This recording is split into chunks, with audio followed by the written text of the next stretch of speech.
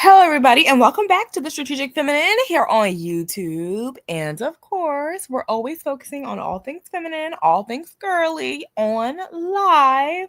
So, of course, put on your post notifications, like, comment, and subscribe, and stay tuned for the mess. Okay. Y'all, I've been thinking, first of all, let me just say I'm so glad to be back home. Oh my gosh, my feet are hurting. So I was at work. And while I was working, I had like it was a random thought about the Shannon Sharpe situation. And I was like, I never did a video on it. I never even spoke about it for real on my channel when this is such up my alley. You know, I love dragging niggas for the film. I love dragging niggas for their poor decisions. Love doing that. Love that. Love that for me, right? So I kind of wanted to talk about the Shannon Sharpe debacle, the $30 million to retire an OnlyFans model girl, and why? What's the problem? The real problem is that these men, because of course it's lust, but I really don't even think that, I feel like lust is like the tip of the iceberg. I don't really even feel like it's the lust. I feel like these men really don't feel, I think we all, I can't even get into that mindset. I think that some of these people need help. I think that when you see people with very extreme sexual activity or very extreme sexual behavior, like super like to the max, people like to do some freaky stuff. Don't get me wrong. I'm all for a freak. Okay. Let me just say that too. I'm not no hater. Like, I'm all for you getting it popping, pleasing your man, make it. But when you get to like the super extreme of sexual escapades, that's when I have to be like, all right, there's something deeper here.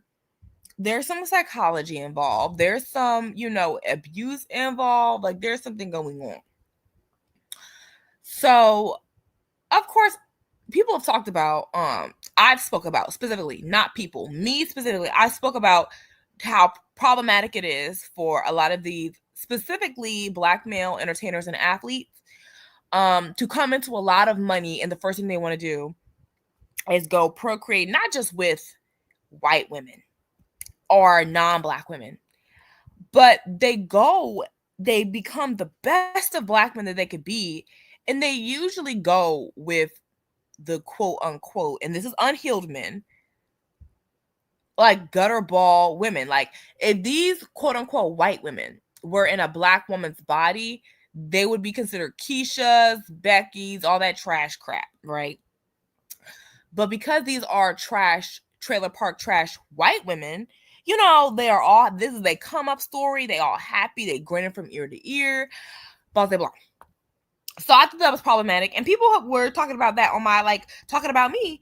And my second point, basically trying to make it seem like, I was dragging, like I was reaching, like this don't have, like, what I'm mad about something that has no effect on anybody. This is nothing.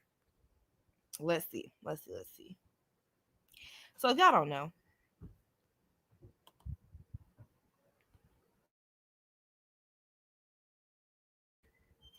what happened was that Shannon Sharpe, we can talk about him being more. We're gonna talk about the whole situation. Shannon Sharpe, I guess he was a football player before he started blowing up for his club Shay Shay. So I know him from Club Shay Shay. I know him from the Cat Williams interview. That was what put him on the map for me. I really didn't know too much of Shannon Sharpe before Cat Williams, Club Shay Shay, let's say about a year ago, maybe even 2 at this point. It may even been 2 years by this point. I didn't know who Shannon Sharpe was, but I did know, I could tell basically by his physique that he was definitely an athlete. He's a football player. He was a good one. Played, his brother played. They're athletes. So Shannon Sharpe very recently has been in hot water, of course, because we all know his OnlyFans model snitched on him. For lack of a better, for lack of a better words, his OnlyFans model snitched on him.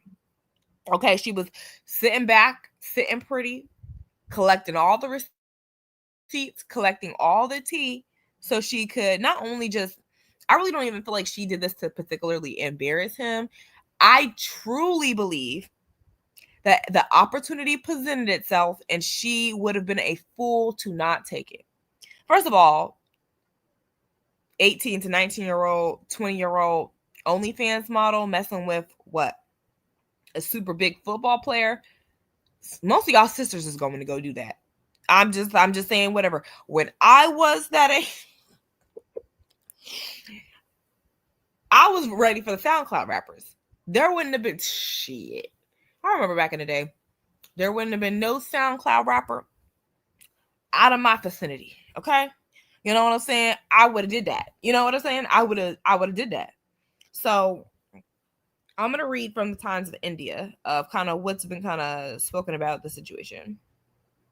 Let me pull up a Shannon Sharpe picture so we know who we talking about.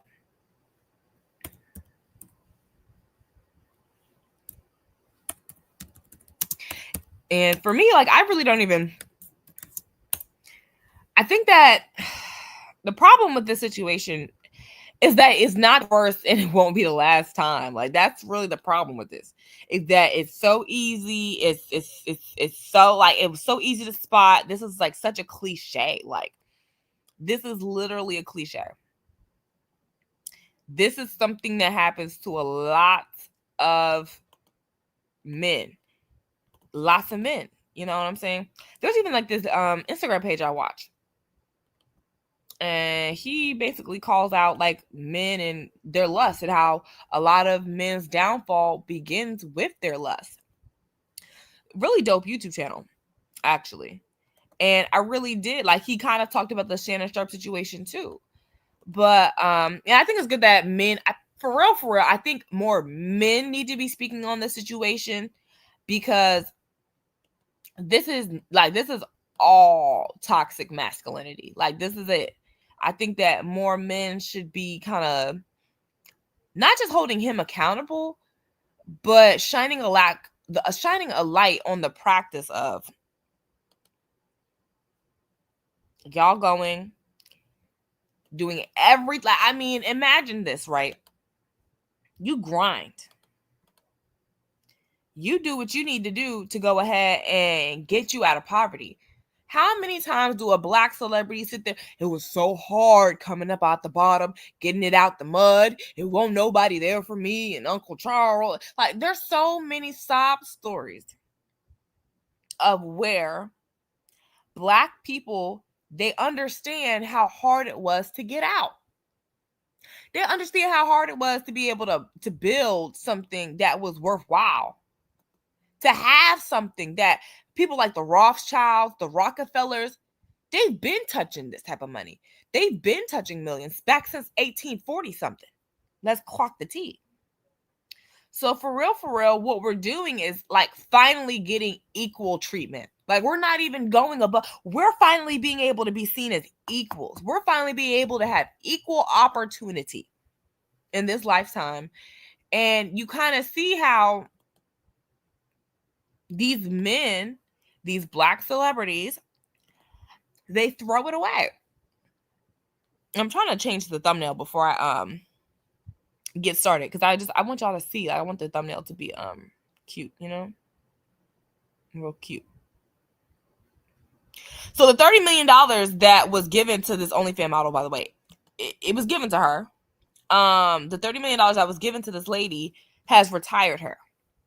She is now no longer a ho-no-mo. She's not doing it. She is done, okay?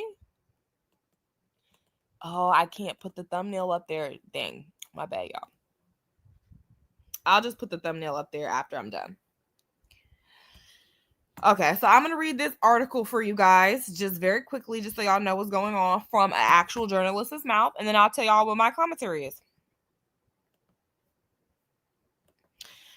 The Times of India starts off by saying, Shannon Sharpe, the NFL legend. Mind you, this is a living legend. This is an NFL legend.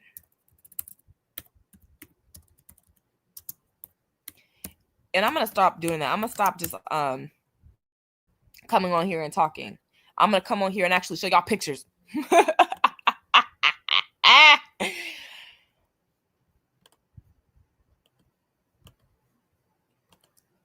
righty, and we are ready to go. Okay, so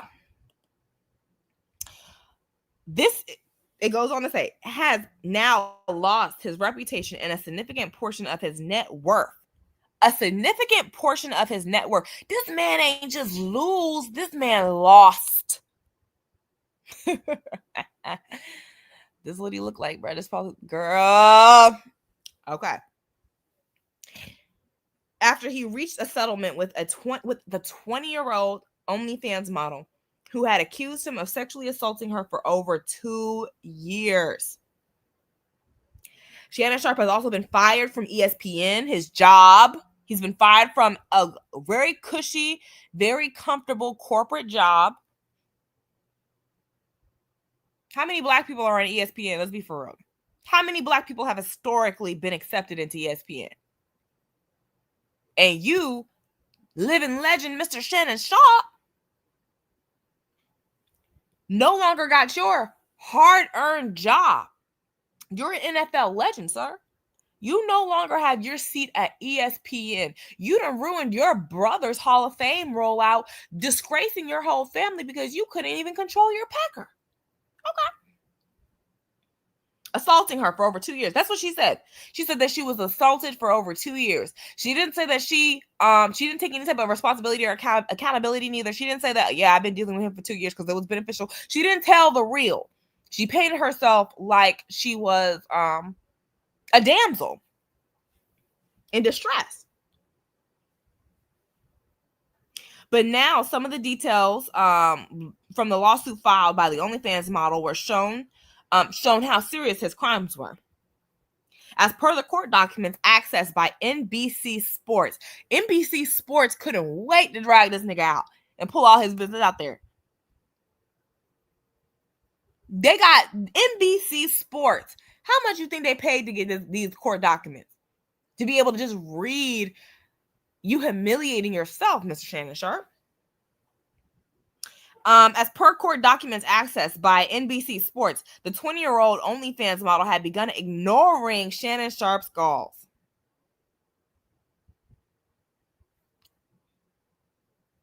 It seemed this had made Shannon Sharpe angry, as the woman alleged that this had led him to sexually assaulting her in October 2024. But that was not the end of it. The 20-year-old woman who also accused Shannon Sharpe of sexual assault, who also sexually assaulted her in January 2025, he did not wear a condom by doing so, I guess. The lawsuit added, defendant Shannon Sharpe, a man who was accustomed to getting what he wants, completely fails to understand this basic concept. Shannon Sharpe has strongly slammed these accusations and said that the relationship was consensual. What else was he gonna say? And what else was she gonna say? What else was they gonna? We know what happened. Now let's stop the games. I'm not gonna do nothing correct. This is not a politically correct part of the internet. I always try to tell y'all that, ma'am. You are not going to convince me. You could have convinced the court because I couldn't wait to see this man lose a huge portion of his network. You may have even convinced NBC Sport to take on this story like this was some real stuff. But this is nothing more than a shakedown. This was a huge shakedown. Am I saying that he didn't commit anything illegal? No. But what I'm saying is there's no honor among thieves. Neither one of what these people were doing was legal. If we're getting to what it really was. She wasn't just an OnlyFans model. Let's start there. Okay? It wasn't just that it didn't end at OnlyFans for her. Okay? So, because I don't even so much want to focus on this lady. This lady, like, she did what she was supposed to do. She found a sucker and she licked. You know what I'm saying? The thing is, people were trying to say, like, my talking point was outrageous because I was calling attention to the fact that these black men are continuously, not just him. Kobe Bryant hasn't been in the same situation. He has been, so many black men have been in a scenario where they use the black community to get on, right? And then at the end, they finally get the millions of dollars. They finally get the notoriety. They finally are able to beat all the stereotypes. And notice how a lot of, us, us Black women, there are certain men who have platforms that's like they call us the Keishas. They don't like Black women. That's basically a part for where, aka Black men who don't like Black women, they will call Black women Keishas and say that, list out in complete detail every last one of the things that they cannot stand about Black women and why they refuse to date them, take them seriously, get back with their baby mama, why they refuse to create a household with a Black woman. They really just use like, this is fodder. And you have Shannon Sharpe, who was forewarned. Okay, let's go back to the Cat Williams interview, where not only was he talking about white women in the same interview, multiple people had told him before, boy, you need to mess with people your own age. You ain't got no reason messing around with a 20-year-old at the right age of being a senior citizen. It's one thing to have an age gap. It's another thing to literally, like, your spouse, your partner is younger than your child. That's a completely different ball game. Those are two totally different scenarios. Don't try to make them seem like they're the same. What this man and this lady had going on, Shannon Sharpe and the OnlyFans model, that was insane. That wasn't a regular age gap relationship. Clearly, we can tell that. Shannon Sharpe was given forewarning, to make smarter dick decisions, to watch out for his legacy. And he went ahead and let his guard down to a woman. At the end of the day, regardless of what her race is, she's a woman, a young one at that. Very opportunistic, clearly. This lady was clearly very opportunistic. And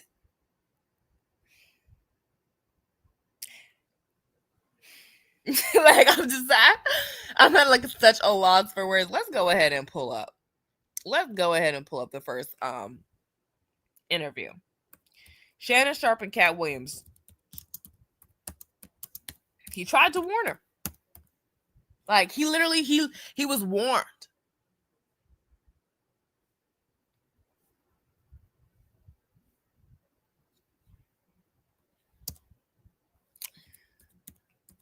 And my thing is, if these men were literally just, you don't even have to, if they were just as, like, if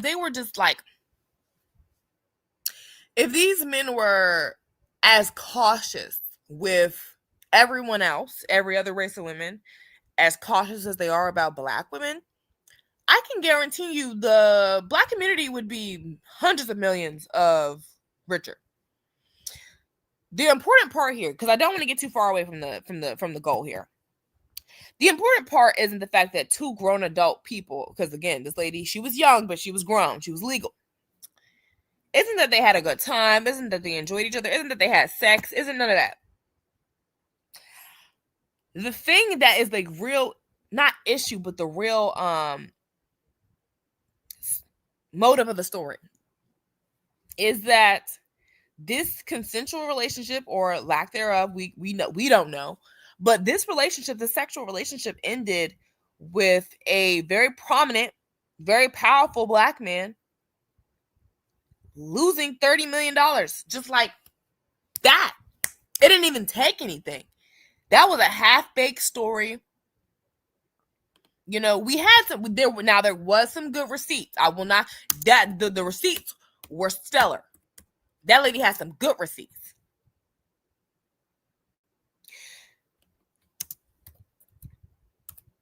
And I thought that celebrity men made women sign NDAs. Like, well, come on. Nothing that the NDAs go to a certain point, but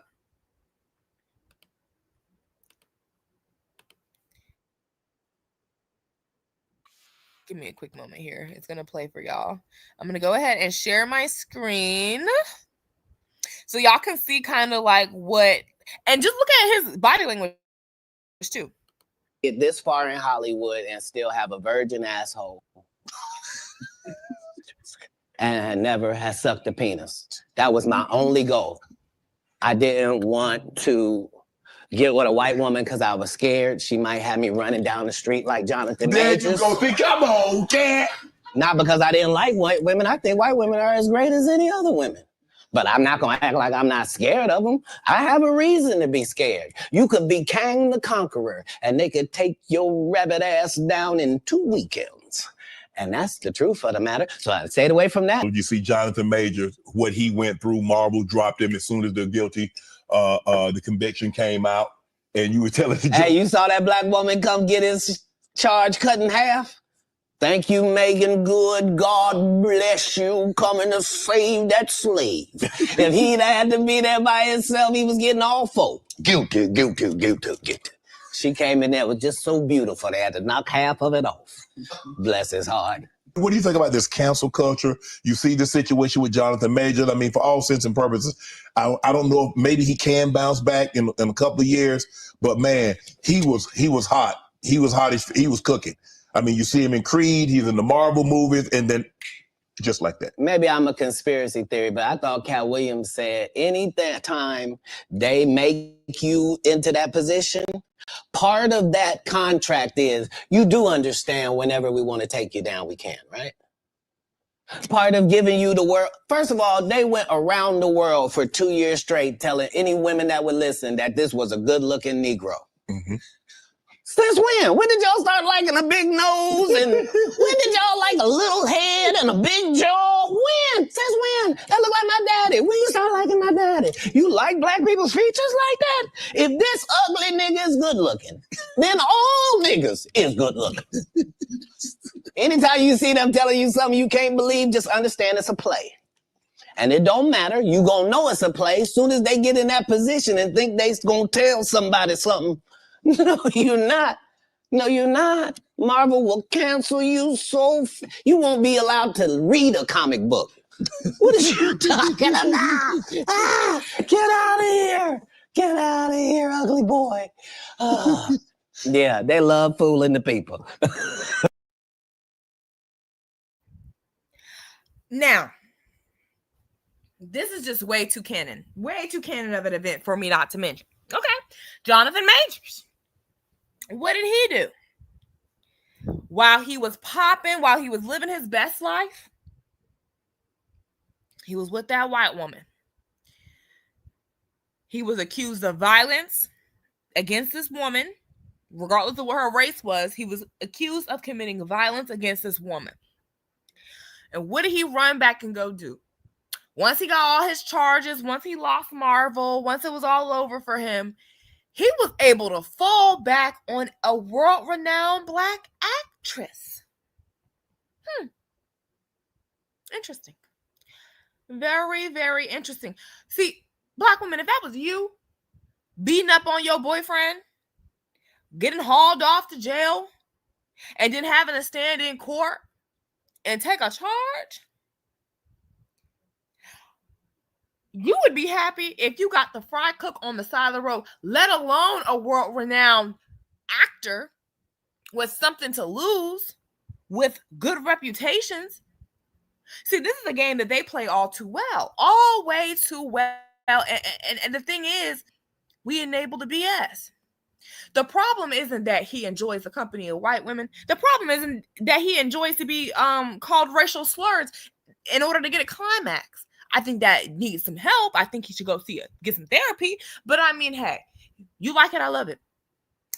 The problem is, this is the real issue, is that for black people to continuously scream that we're underprivileged, we're underfunded, the white man is always kicking us when we're down, we can't ever centralize. There's so many complaints about just not, where's Black Wall Street? They destroyed Black Wall Street. We have so much smoke for what other people do to oppress us that when we oppress ourselves, you got people talk about something. Well, that's none of our business what they be doing. How was that our business who they be messing with in the cider? It's our business because these are the same men who call on you when they're down and out.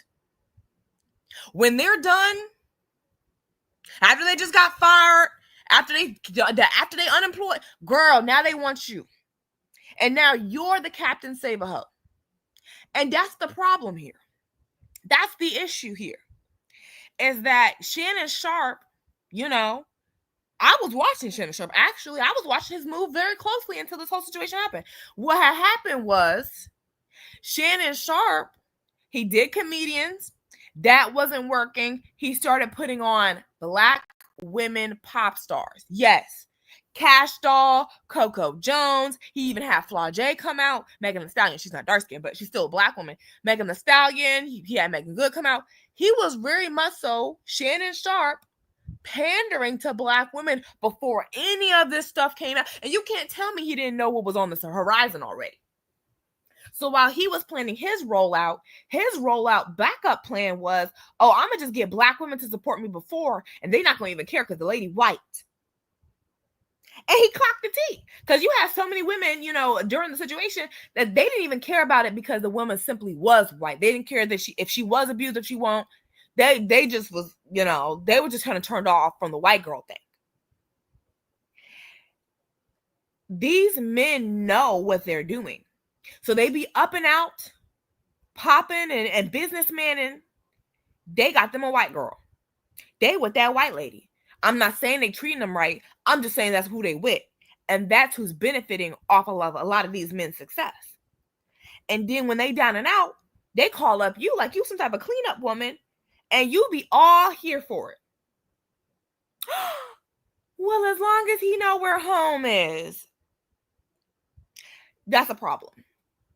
That's a problem. I don't want to see any black women caping for Shannon Sharpe, not marrying Shannon Sharpe. I don't need Shannon Sharpe to pick not a black lady to be able to clean up his image. He need to go ahead and just continue going on with them white ladies. Continue on. You already done invested 30 mil into the white community. You might as well go full on throttle. The thing is that these men are using you in your labor, and then when they benefit off your labor, they pay the white woman. They pay non-black women off of your labor, and you're okay with that. He's not the only one. We can name so many athletes with this story. Let's go ahead and go down memory lane, shall we? So many out. Kobe's parents have this story. Now, I can't tell you why Kobe's parents, why the wife won't give them any money. But imagine this. Kobe's parents raised a phenomenal athlete. That black family stayed together. They worked hard. They was diligent, dedicated to a cause, and scaled it to uncomprehendable success. Literally did the damn thing. Vanessa and Kobe Bryant. Well, Kobe Bryant's family. Let's not even give Vanessa that credit yet. She won't even know where to be found. Kobe Bryant was Kobe Bryant before he met Vanessa. Okay? So y'all not even thinking about prior to. Y'all only thinking about what's going on now and before and what happened after the fame.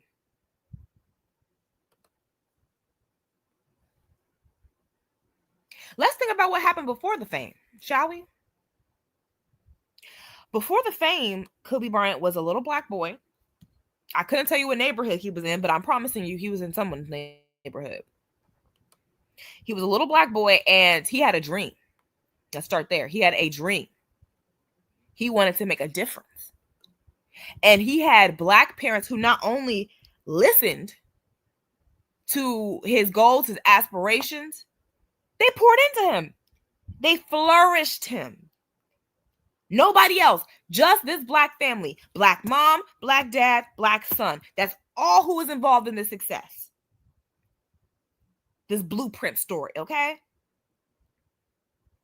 Them as a family sacrificed to put their child's dream to the forefront, and they ended up benefiting from that by living the American dream. Fast forward, he becomes Kobe Bryant, one of the best basketball players of all time. It takes a lot of hard work to just be able to be that skilled. Let's talk about what it means to be an athlete. There's hundreds of thousands of boys who are trying to get into the athlete situation. All of them. You know how good you got to be to beat out hundreds of thousands of people They all can shoot a ball. They all know how to dribble. They're all very talented people. You got to be the best of the best, the cream of the crop to get to these, or be very well connected. That also happens too. But you got to be the cream of the crop mostly to be Black and get these type of opportunities. So you mean to tell me why this Black family was grinding, struggling, and trying to live their dream? The only thing, somebody else was just what? Looking pretty, moving around, just literally just living life, not doing half as much work as the Bryants was doing. And now today, look how the tides have changed. Now you have Vanessa Bryant, the full, she controls the money now. He's gone. She's Hispanic. And the Black parents who put all of their time and energy into this young man to be who he needed to be, they can't even get a pot to piss in or a window to throw it out of. The wife don't even want to hear it. That's what I'm talking about. That is the problem here. The Black family, the Black woman, our contributions, they're all going back to the same source. And it's the same people doing it. Can you see this? It's the same people who are perpetually giving these folks control and access to $30 million. Nobody in their community gave them millions of dollars to hold on to, but y'all Black asses want to keep giving these bitches millions of dollars to control. Okay. Yep. Jenny Lee, yes, girl, so true. His daddy, Jelly Bean, was in the NBA also, poured into their son, sent them to Italy. How many Black kids went to Italy? These people were doing everything right to be able to see their Black son make it. And their Black son made it and turned around and couldn't even lift the community back up with him. Jenny Lee says, I hate that. Vanessa is so selfish too. She only donates to Hispanic children. She only donates to Hispanic charities as if her children are half Black. So that just lets you know how they feel about that. I'm not going to even say that. That just lets you know the type of game that is being played here. It has nothing to do with love or nothing. It's all about assets and resources and who can secure them the fastest. If you're playing any other game, you lost. If you're not worried about assets and securing those, you're not on the right track. Try again later. Because there's going to be someone trying to, well, what if they loved each other? Love ain't got nothing to do with it. I can guarantee you that when you have people with shit to lose, love is rarely the conversation. I just want to be happy and I just want to feel free is never what people with the stuff is talking about. They understand that there are sacrifices that come into these comforts. And part of the thing is, though, because I'm not even mad at the women. Again, I'm not mad at these women for finding a sucker and licking it. I'm just saying that as Black women, y'all have to stop ignoring the fact that not only are you not preparing these men for the setup that they're in a rude awakening for, you're also trying to sit here and ignore what really is the thing. Your men do not prefer to pour into you, not by the millions, not by the trillions. Your men are not doing it at record rates. Anytime you see any nigga with anything, okay, y'all already know what the lady look like. And again, in order to make yourself feel better, or in order to make Black women feel bad, because I see other women, other races of women trying to hop in on this conversation too. They're trying to make it seem like it's an insecurity thing, when really all they're trying to do is keep you from the money and the resources. And Black men are complicit in making sure that you don't get not a dime. Think about all the Black coaches, all the many of people who poured into the many athletes, not just Kobe Bryant or Shannon Sharpe. So many of them have this story. Y'all are not preparing these men financially or emotionally or sexually. These men are not prepared at all. They're you're raising them their whole life. They're becoming great people, but they have poor. First of all, the women that they choose to have sex with already is off. I'd be like, damn, like, what the heck? They not even, Shannon Sharpe had access to the baddest of baddies. Okay, let's start there. We'll continue. Vanessa was in high school and Kobe was an adult. They met on a set of his music video, and Vanessa's mother said if Kobe didn't marry her, they would go to the police. It's a true story. Look it up.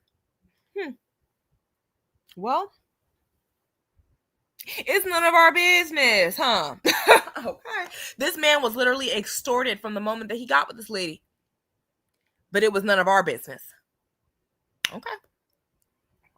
Well, it also will be none of the black kids or black colleges' businesses because we don't have those. So whatever he was able to do, he may have been able to build a black school, build a black hospital. We ain't getting that.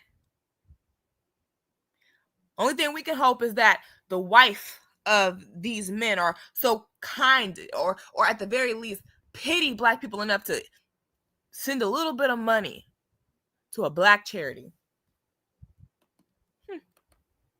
Hey, I guess it's none of our business, huh? This is none of our business. So our $30 million, that's none of our business. Because yes, it's Shannon Sharpe's money, but again, this is a community. If we're talking about generational wealth, then that means all of our generations get the benefit, not just your bloodline. We're going to play another video while I'll take, y'all know I love me some Wild Heart Waves. Y'all know I get in there about Wild Heart Waves. And she's very eloquent, so she's going to be able to explain it a little bit better than me. And I'm going to come back with the rest of my commentary. Because one thing about that, two things for certain, I'm always going to pull y'all's card. I'm always going to play that game that y'all play. And the game that is being played here is, it's not even a game. This is real freaking life. Your men do not prefer to build or pour into you when they get anything. When they get anything, they would rather gamble all their money away to a woman who does not even resemble you and come back for you to clean up the pieces later. They rather use you for their audience. Meanwhile, the women of their real eyes are getting the purses, the homes, the properties, the deeds, signing their names on those accounts. See, the thing that Vanessa's mom did, Vanessa's mom was going to just allow her daughter to be fucked. You weren't just going to fuck her daughter, leave her pregnant, and move on with the rest of your life. No. The marry her part was, you need to be accountable for the fact that you just ran into my daughter. I'll get back to the rest of my commentary. I'll be back. But I'm going to let her kind of explain the phenomena, like why keep going and what the phenomena looks like. I mean, she called it, if it ain't snowing, they ain't going. That's what they say. They say, if it ain't snowing, I ain't going. Okay, baby, this is your men, by the way. This is your people. Like, this is your community. Like, this is not your people. This is what your folk be saying about you.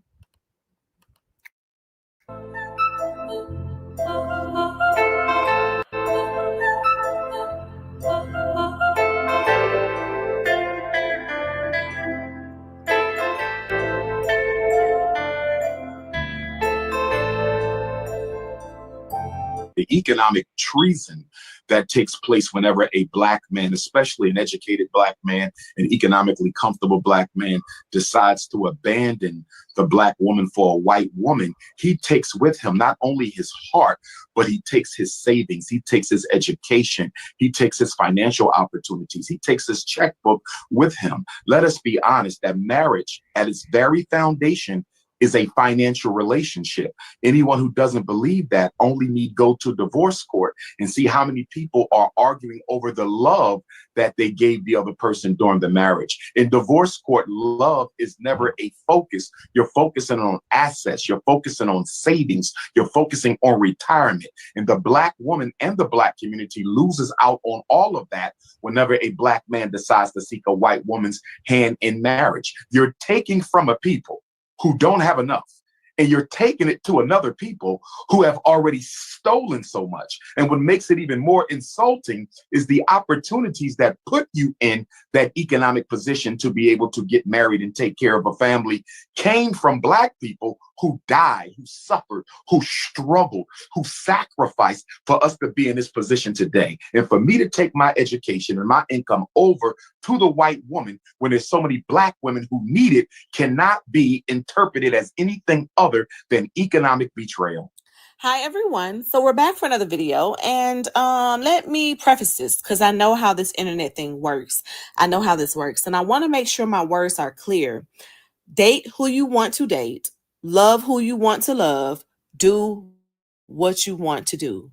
Who you decide to date, love, marry is ultimately your decision. And to save you from tussling with yourself about this video and projecting, okay, because we still gonna get into these topics anyway, please let's not try to misinterpret what is being said. Now, I had to stop regular scheduled programming because I watched the 2024 NFL draft this week, and I've been wanting to do this topic for a while, but after seeing this year's draft, this needed to be bumped up the docket for sure for the gems to get out.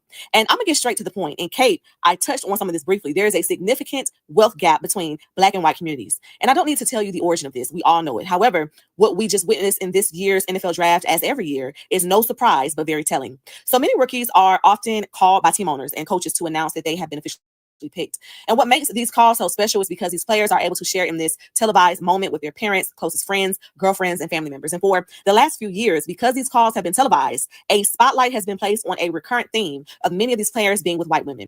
So who decided on the outfit? I did. She has on a lovely, shout out to Chrome Heart for both of our suits. Thank you. Lori and Rich, but yeah, she has on a Chrome Hearts dress. Jeez. And it looks lovely. A couple accessories on her wrist, and some nice heels. And then I'm also Chrome Heart. And I went silver to match. And we all kind of match in those ways as little accents. But yeah, I went navy blue with silver, and yeah, looks great. I had the idea in my mind of what I wanted. Then I put the idea and Lori, and there's mine, and they came out with this. And then I let my mom do her thing. This year's #1 pick for the first round, Caleb Saquon Williams and his family were invited to Detroit for him to officially accept his role as the newest player to join the Chicago Bears. The 2022 Heisman Trophy winner and former Southern California quarterback was one of the top earners in college football thanks to NIL deals from companies such as Dr. Pepper, Wendy's, Beats by Dre, and PlayStation. Those deals resulted in Caleb earning around $10 million during his time with the Trojans before he... Hold on, before you pay for yet another. What she's doing is she's basically building this up. She's building this up. So y'all saw 5 black men. Each of these men had at least 1 mil to about 1 billion on them. Okay. 5 of these black men in this video, this is the 5 that she knew off the top of her head, with all of these billions of dollars, were with women that did not look like them, that were not of their race, that were not in their struggle, right? Cool. The sole beneficiaries of $1.3 billion, $2.5 billion, $6.9 billion is these women. And these men have the capability to earn that money. They're just not giving it to black women. So, the problem, and not even just a problem, the recorded historic fact is, the documented fact, stop talking about a problem. This is a documented fact. Y'all gonna be mad at me for saying what is really true. These men do not prefer to take you into their rich lifestyle with them. And they are discriminating based off of a look. You can't tell me it's not based off of what these women look like. They're discriminating. And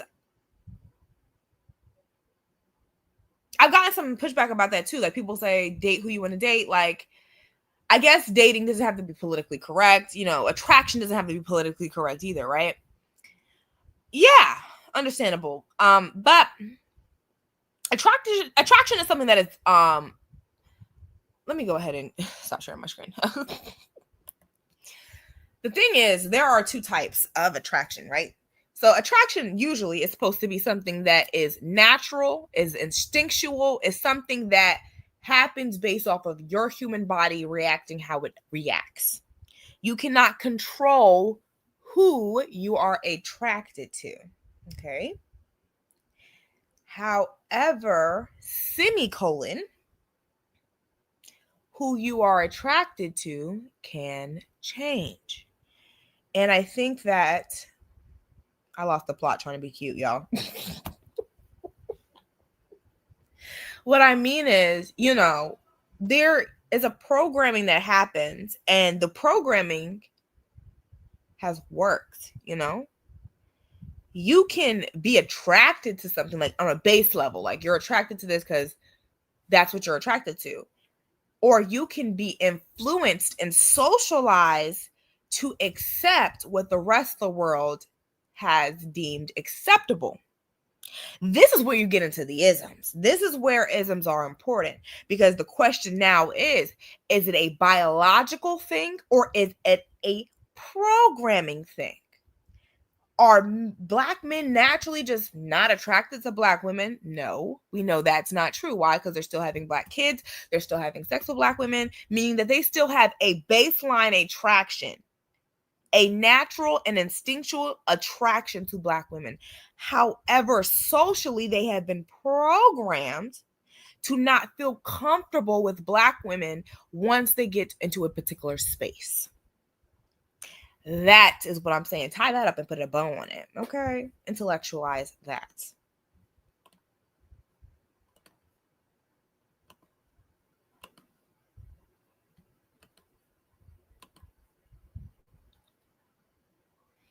Come on, get your life together. Like, with a fifth-year team option.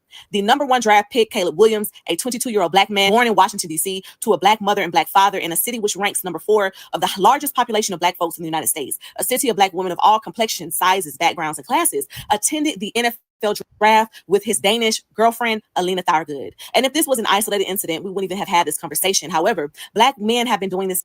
Hold up, let's count it. Let's count it, because, you know, people don't believe nothing until you actually, they need numbers and statistics. You can't just say common sense and it be common sense. You got to add a statistic, a number, carry the 3, and add 5 2s before you're able to have an opinion on here. So let's see. 1, 2. Ooh, double in one picture, y'all.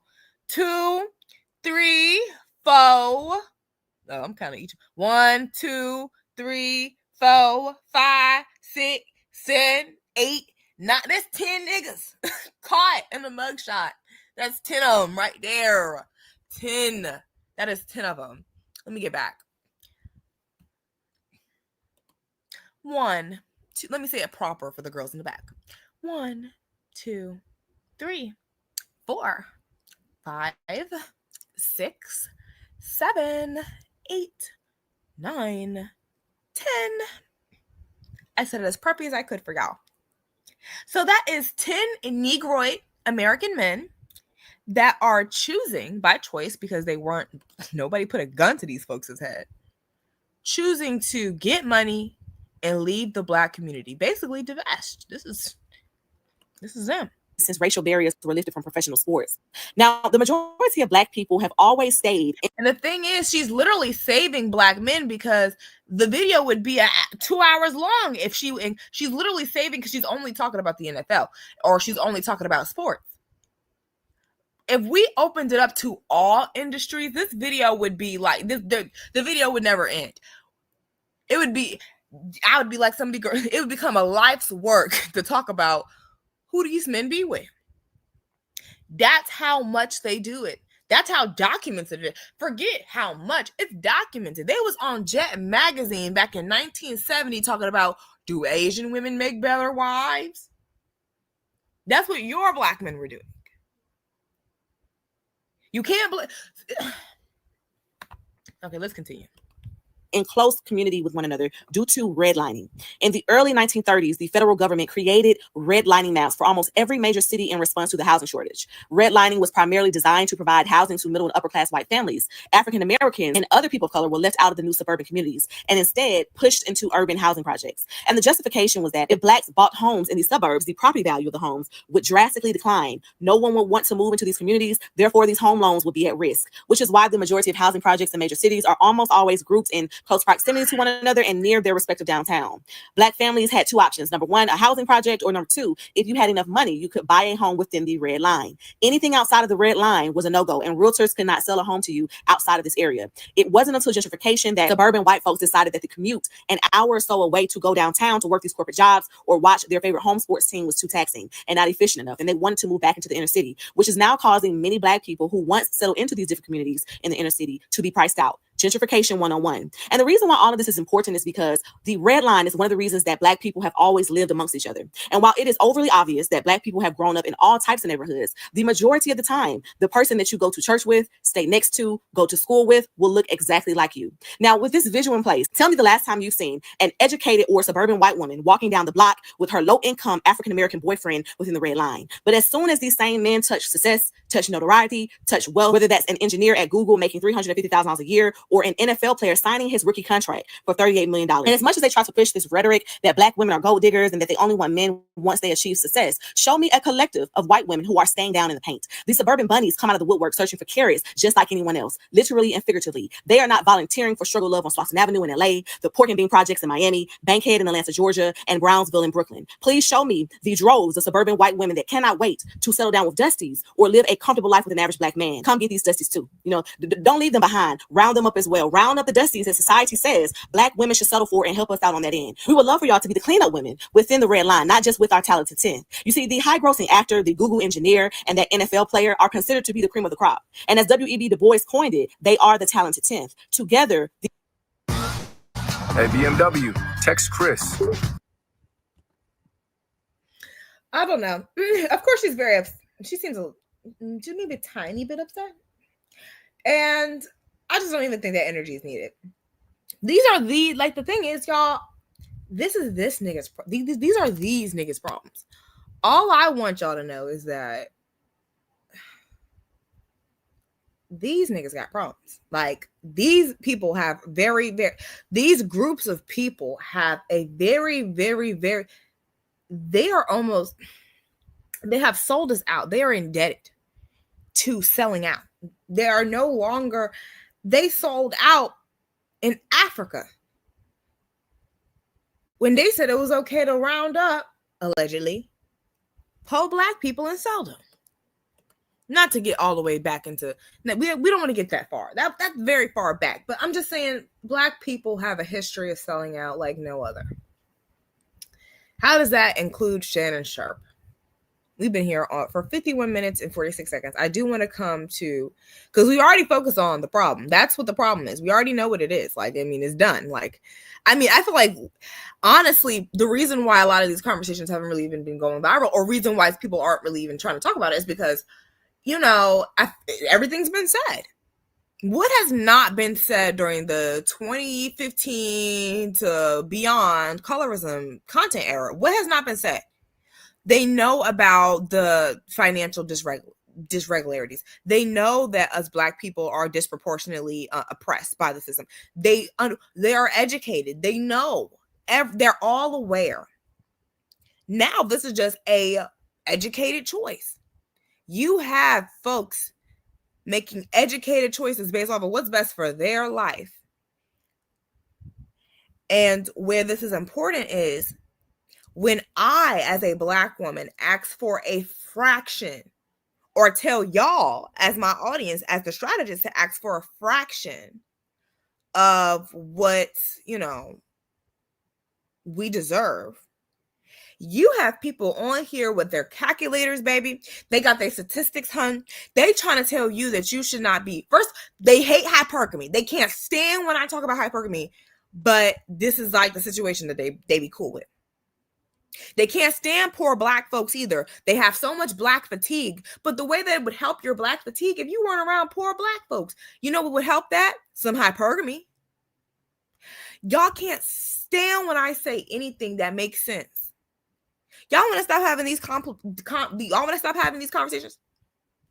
Date a rich nigga. Even if he abuse you, a regular nigga's abusing you anyway. Let's start there. Y'all be crying and throwing up and hiding it. Okay? I'm not here for it. I've been there and I've done that. That's why I'm able to come on here and speak with such clarity. It's not like, I'm speaking because, I'm up here and y'all are down here and da-da-da-da-da. I'm telling you because I've seen my grandmama do it. I've seen great-granddaddy do it. I've seen other people's great-grandmamas and great-granddaddies do it. I've seen a perpetual cycle. And what are we talking about? What's a popular buzzword? Pattern recognition. So y'all talking about pattern recognition for stuff that don't make any sense. Y'all don't even realize history goes in cycles. We've always said this. That's why I'm a historian first. That's why y'all like my channel. I'm literally lit because I just know the history about everything. Because I love history because I'm a historian. Okay. In history, we talk about time goes in cycles. Like, this is so interesting to me. I think about in 1920, there was Spanish flu. So everyone had to wear a mask. It was basically the same thing as the 2020 COVID pandemic. Literally 100 years, almost to the date. That's what we mean when I say like time and history, and we go in cycles. And sometimes we are given the opportunity to fix our past mistakes, and we get better tiny bit each and every time. And by the time we turn around, we're like, oh, dang, we really done came a long way.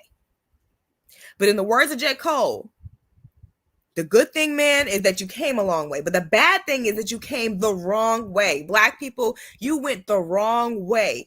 You thought that being able to assimilate into a culture that doesn't like you was going to help you more so than standing on your own and marrying back into your own community and investing into it and loving it solely, not with no cosign, not with no honorary white friend, not with nothing. Y'all just stand in blackness and be cool like that.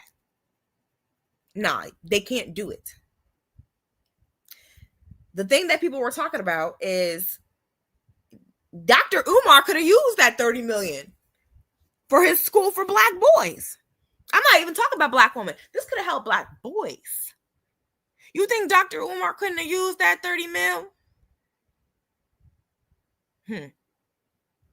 That's what the lady on TikTok said. I was trying to find a video. I usually save all my videos. I don't know what happened, girl. But yeah, it was a TikTok. And the lady was like, I know Dr. Umar hurt. Watching that lady.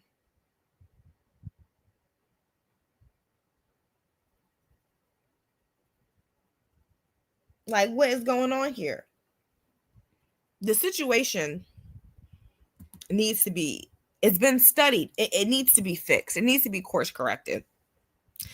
This is not a channel for black men. You know, we study what they do, but I mean, this is not a channel for black men. I will not be giving strategy for black men.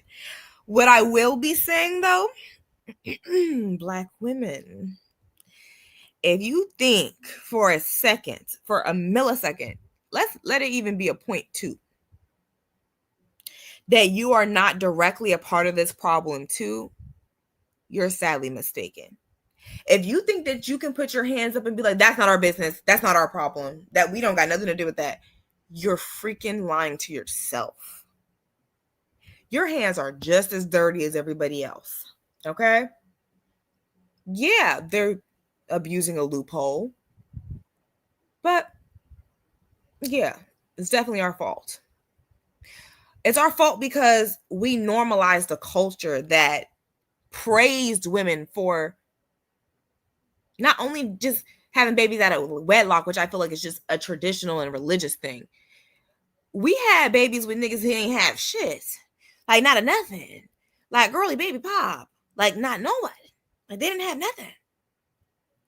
They had good vibes and drank and weed, and folks was cool off that. You have a generation of girls who are running behind rappers and athletes as their only sense of being able to see anyone that looks like them in a male counterpart form. We allow that to happen by glamorizing like just the swag era. Like, you know, I feel like swag has a lot to do with a lot of black women's downfall too. It's not going to be a video for this right now, but us like normalizing and wanting to see swag over good character, that was also our fault. That was also a bad mistake. We like the edgy. We like a bad boy with a story, somebody with another side. We normalized that. We watched movies about it. We made songs about it. You know, that was also our bad. That was our bad. We continue to give these men who deserved nothing legacy, creating children who were only, because when the thing is, when you're a child, there's something called a birthright. When your parents die, they leave you a will, meaning whatever they worked for in their life up until that point goes to you. You deserve it. That is your birthright. Okay? So we are making permanent choices. We as in the collective, like what we've seen in movies, what we've seen on music videos, what we've seen our celebrities, singers do, what we've seen all our icons do, what we've seen our mamas do, what we've seen our grandmamas do. I'm talking about the collective. You can't separate from the collective what we've seen our TT sisters do. It's not just about going for the nerds. We're gonna get more, or we're gonna break it down. Don't even worry about it. Cool. We sat there and continued legacy for men that had nothing to offer. So then turn around 20, 30, 40 years later, these kids are being born, these grandkids are being born of bloodlines with zero anything, not no asset, actually being birthed into poverty and debt, actually being birthed into a system of oppression. Actually, it's not even like they're starting off at zero. It'd be better to start off with nothing and gain something like the immigrants tend to do. It's another thing to be starting from behind the marker. That's what racism is. It's when everybody else is at the line and you all the way down the street, but you still expected to make it like everybody else. Okay, cool. So we're birthing underprivileged kids in an underprivileged environment. And then when a woman or anybody for that matter come on and say, let's worry about something that makes sense. Let's worry about fucking with rich niggas who at the very least you could go ahead and hold accountable financially if anything were to go a little wrong and tits up. You got women on here that will lose their mind, cry, throw up, break their laptop. They screaming right now. Because it's like this is another theory that I have. I feel like we are taking on the roles of the racists. Like, I feel like we are our own overseers. We keep ourselves in line. You know what I'm saying? So I think that although we know that strategically it makes the right sense to all Black women understand that most of us, like, come on, underprivileged. If you're not born with a silver spoon, and even the women born with a silver spoon, they're still disenfranchised in some ways. But let's say you a Black woman, you're not born with a silver spoon, you're like you or me, you've seen the inside of a hood, right? Understand that you're supposed to be the triple and quadruple minority because you're a woman, because you're Black, and because you're poor. And you don't want to sit there and accept that because what? They said racism doesn't exist anymore. They started some DEI for y'all for what, half a decade and pulled it back. Y'all don't accept enough. And that's what I'm here for. To tell y'all to accept more. Take more. Because even if it's not a scenario where it's something like, the thing is, let's get back on topic. We need to be able to leave our babies billions, millions, thousands. We can't afford not to in this economy. In this climate. These people, these men with power, with resources, have submitted to their lust. It's not just the hood men, Lachelle. Lachelle says, Black men made hood niggas popular instead of going for nerds. It ain't just the hood niggas. The hood niggas are disenfranchised the most, so you're going to see that they're going to be struggling the most. But nerds are also like, it's not just it's definitely a social thing. The thing is, you're going to have to be with somebody who thinks that you, the sugar honey and the iced tea, not even a thought in your mind. Like, you got to be the best that this person can get for someone to even take you half as bit as seriously. I'm just going to be for real. You can be mad at your mama. Start there. So actually, I was just creeping on Harmony Simone's channel, and we'll probably end this off here. Accept more. Don't have babies with men who don't have money. Don't get married to men who don't have money. Do not attach yourself to a man who already has a family. Why? Because that means his finances are already allocated. He already has kids that have a birthright already. Don't be with a man with a whole lot of kids. It really don't even matter if he has good income or not. A whole lot of kids is very unpredictable. You got to be able to have consistent, like you have to be able to never have a losing season, to have 20 kids and keep them all afloat. 10 kids, keep them all afloat. Niggas like NBA Youngboy.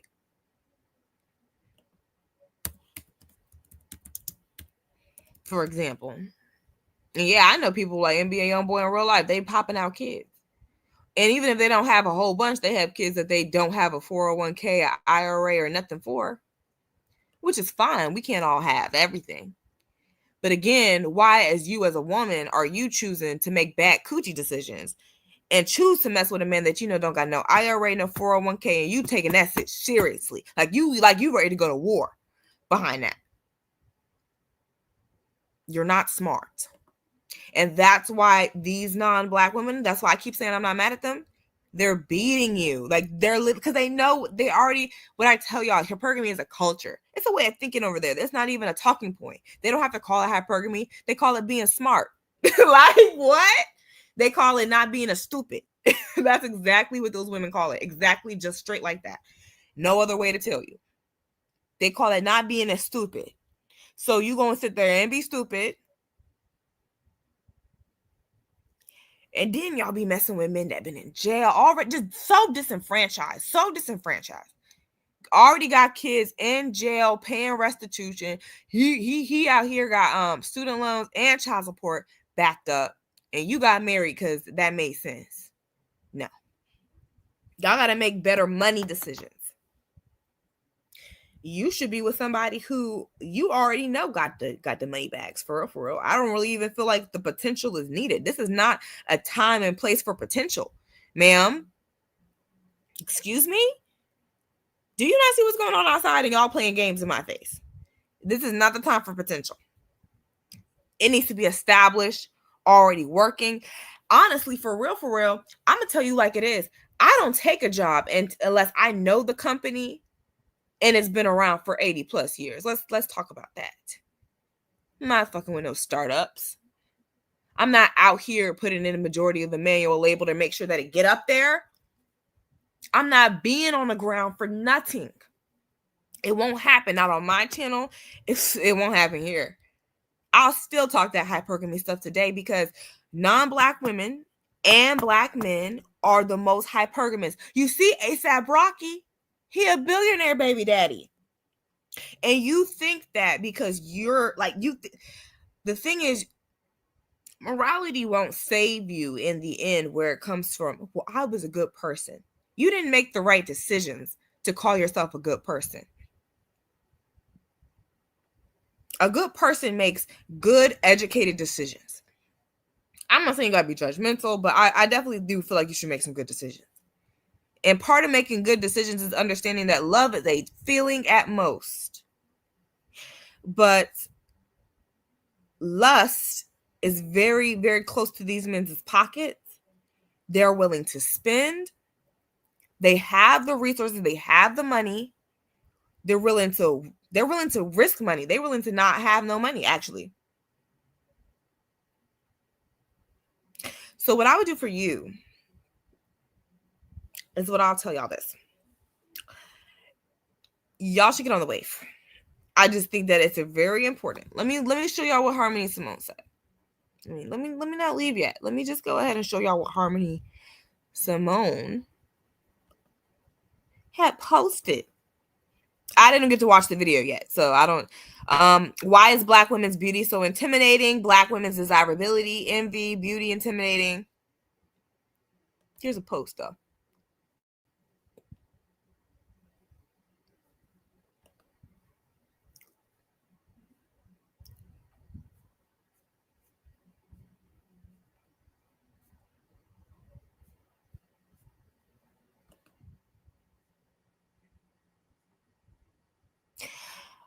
Uncle Michaelable says, maybe they don't like you. Maybe they don't find you attractive. Maybe it doesn't matter. Oh, I guess they're talking about something else.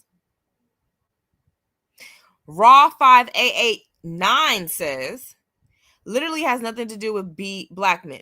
The person who wrote the comment Marcella is another name for Italian. He's too good for black women, but you'll never call out the white man. Because I've been seeing a whole lot of, what did I see, girl? I've been seeing the interracial girlies go through it with they dudes. These white men ain't safe neither, girl. I've been seeing it. I don't know nothing about that, but that is not my experience. But I've been seeing the girls. So this is not even just a black men suck. This is not that type of echo chamber. All men suck if they don't like you, is what I'm trying to say here. And men who are not equipped, adept, able, and generous, they don't like you. Like, it's just, you need the generous men. I'm going to get it together. J. Marbell 1177 says, this is the one that took me out. This is really what I was here to show y'all. Let me go ahead and zoom in. Who is this? He a light skin with green eyes. This is an exotical man, okay?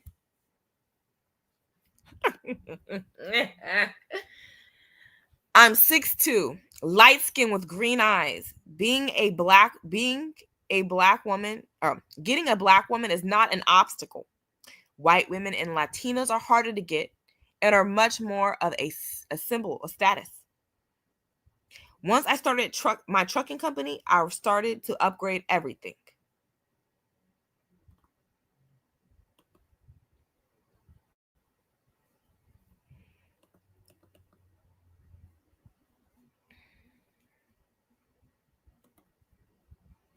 I'm trying to make sure it's not showing it.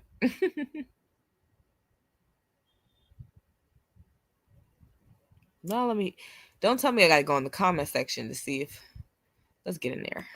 Y'all know I get creepy, I'm trying to figure it out. Like, hey. I'm always gonna sit here and try to figure it out. Let's find Jay Marble's comment, because he was wilding. Was that him? Girl, what video was that? See, this is why I need to be tapped in. You see? Okay, so she dropped this one. Okay, this was the video. Okay.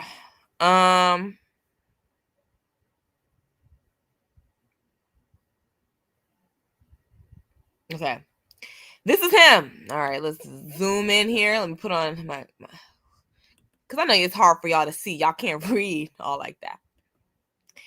I'm 6'2", light skin with green eyes. Getting a black woman is not an obstacle.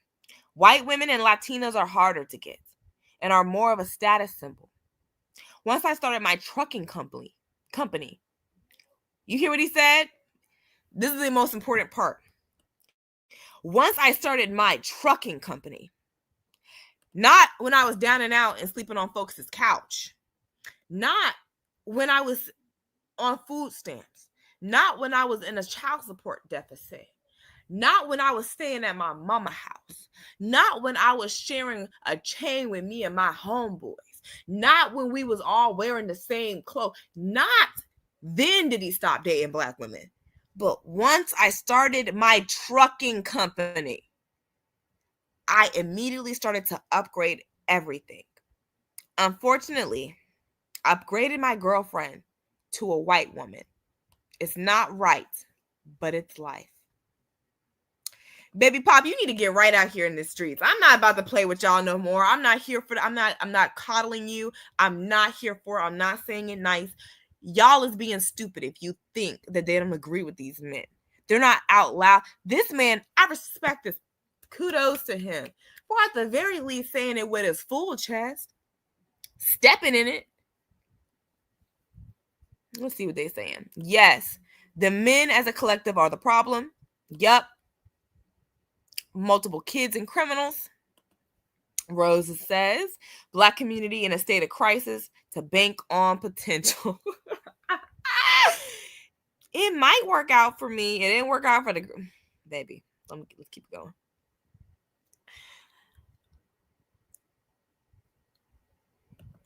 White girls aren't happy either with their dating experience. It doesn't matter. How they feel about it doesn't matter because they're still getting with these men. They're still extracting the use and the resource out of these men. It doesn't matter what they like. What we all have bad experiences, from the rich women to the poor women, to the hypergamy girlies, to the regular 50-50s. You know what I'm saying? The only people that I be seeing happy and together be the crackheads.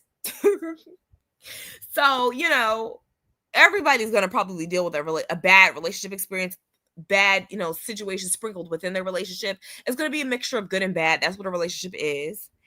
But the thing is, though, are you able to extract the use and the resource out of your relationship the way that these other women are? Because they're getting houses, cars, rings. First of all, the ring got to cost $10,000. So that's already a security, because you giving me a diamond ring, that means on my last dollar, I have a ring to sell and get and bounce back, you know, and do me a good little one. You know what I'm saying? So again, even the symbolism and the traditionalism and the sanctity of marriage, the ring is a physical manifestation of the real life material security. And that's why it's a diamond ring. That's why traditionally it's a diamond ring. That's why women love diamonds. That's why the ring is supposed to be like useful. That's why it's disrespectful to propose to somebody with a fake ring. Because that's just showing that it's a fake security. There's no way they're going to be able to pawn that and get no money off of it. No money. Broke. I don't think it's hard for Black men to get Latinas at all. That's what you think. That's what you're going to say. For the pride, I get it. I understand. To save your pride or whatever, you're going to say whatever. It don't matter what you're thinking or what have you. This is how that man think. I think Black men are just very, very attractive. They are literally like top attractiveness in the male species.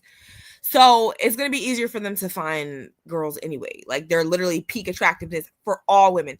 Every woman, down to an Asian woman, down to a white lady, down to a Samoan girl, down to every woman is attracted to a Black man.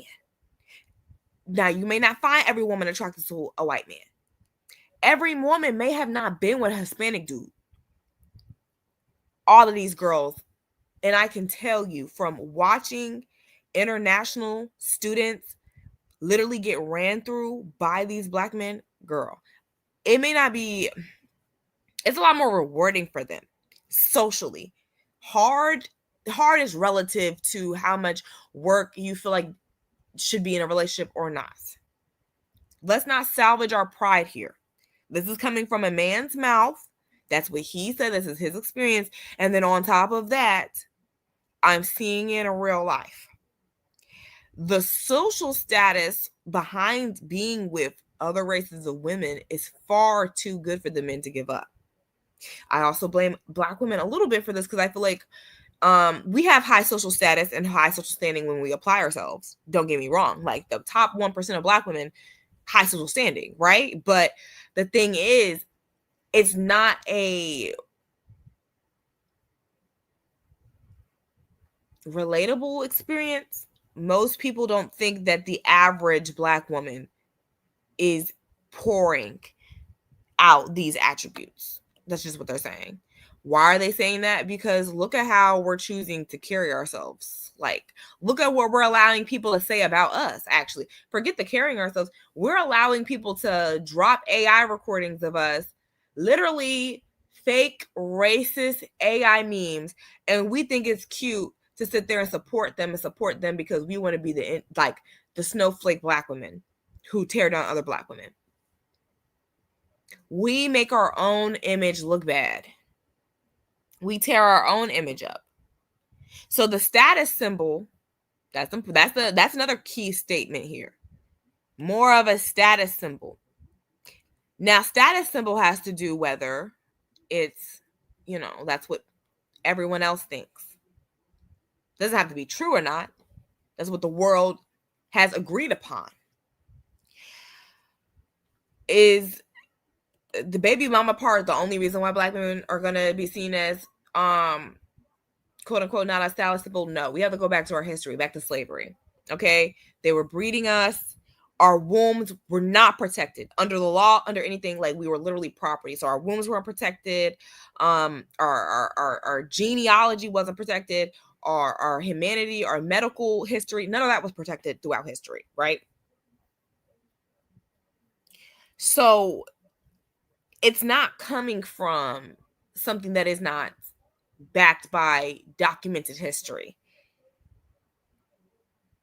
We have not been protected by our community.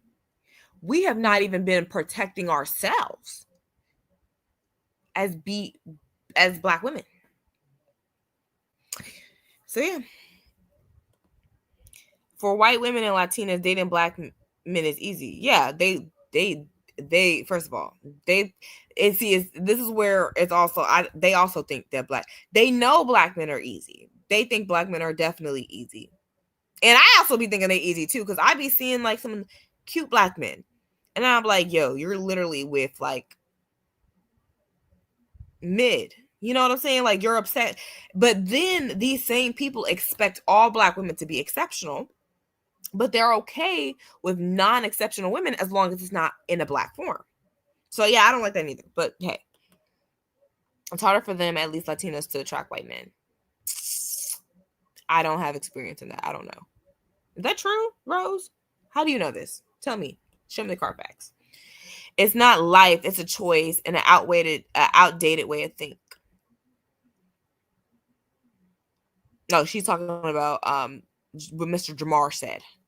You think Black men are more attractive than mixed Black men? Yeah, sorry. Then mixed black men, white men, Latina, Asian men. Yeah, I think Black men clear everyone on that checkerboard.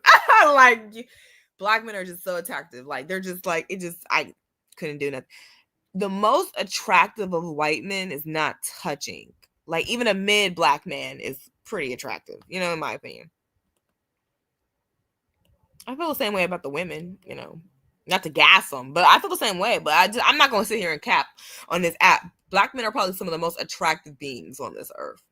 We are their counterparts naturally, so we reflect their beauty. But yeah, they're definitely attractive. So there's nothing wrong with, and that's another thing too. Let's go back to this. You think Black men are more attractive than mixed Black men, white men, Latina, and Asian men? Of course I do. I think I'm more attractive than all that shit. Okay, I don't walk into no room and feel like another woman's more attractive than me or nothing. So I feel that same way about my counterpart being a man. I feel the same way about my male counterpart. This is where we have to check those mentalities. This is where we have to really be proactive about not making sure that we're not falling into the same ditch that we're accusing everybody else in. Of course, I think Black men are the most attractive. I think I'm the most attractive. Like, what the fuck? Like, what you think? Yeah, of course. Absolutely. I think our attractiveness is just such a divine, and that's why you notice all ethnic babies is cute. All ethnic babies is cute. Period.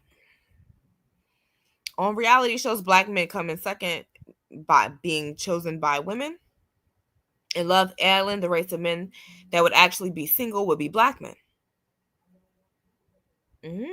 So y'all know I didn't watch Love Island, right? That's a TV show. The women know after show advertisements are better than two. That's a TV show. The women know after show advertisements are better for two white couples than interracial. That is true. Studies indicate that Black men often face lower response rates and are less likely to swipe right on compared to men of other races, even when controlling for attractiveness, according to PSY post.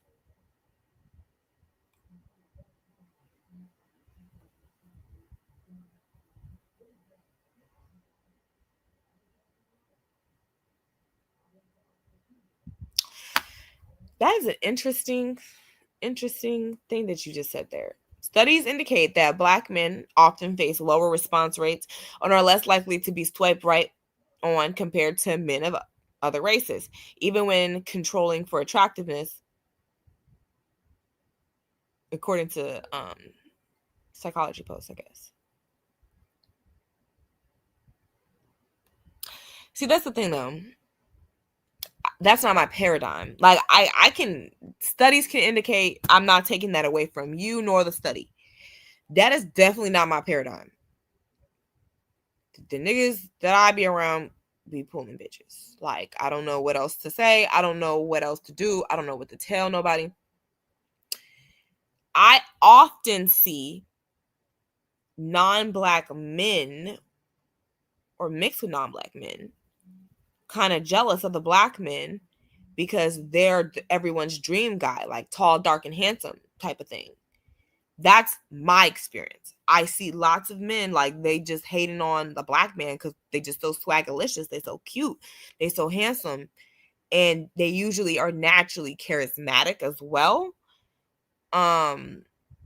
Not all black men, not all, but I'm just saying, within our culture, we like to crack jokes to other people that would be read as being charismatic, being easygoing. So of course, you can understand that. If we were just being fair to the black men, if we're on, well, we don't know. I'm gonna have to do some more research into this study. I can't speak on the study without seeing it. That's just not haven't been my experience. Hello. Wow, you must really find black men attractive. Literally told y'all that. I literally said that. I said that.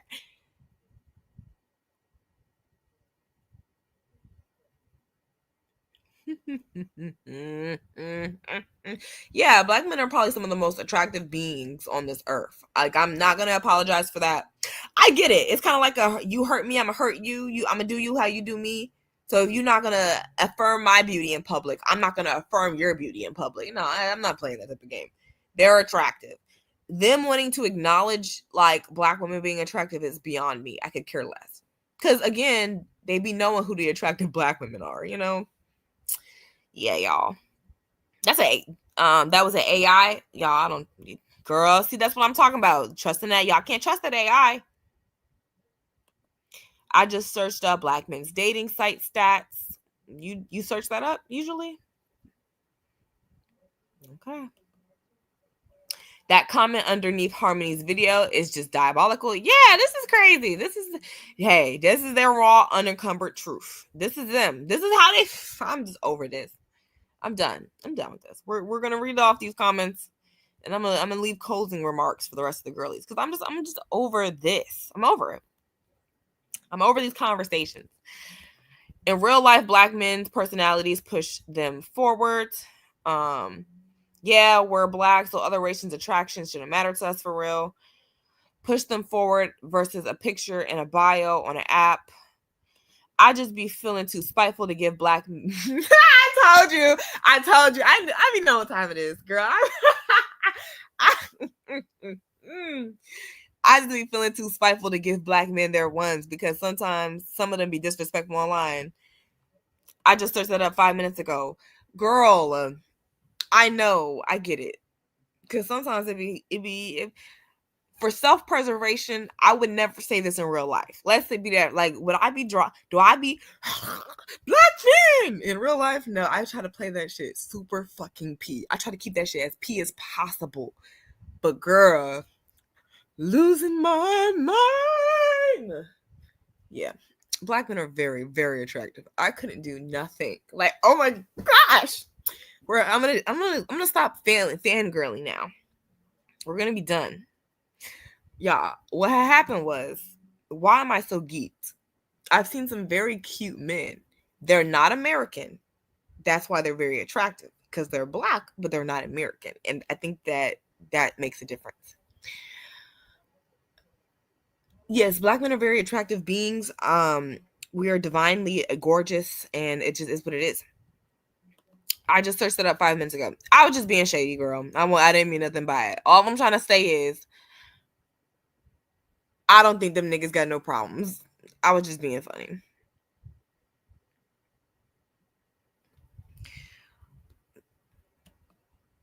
I'm attracted to all races of men. I don't know. I think I rate attractiveness on an individual basis.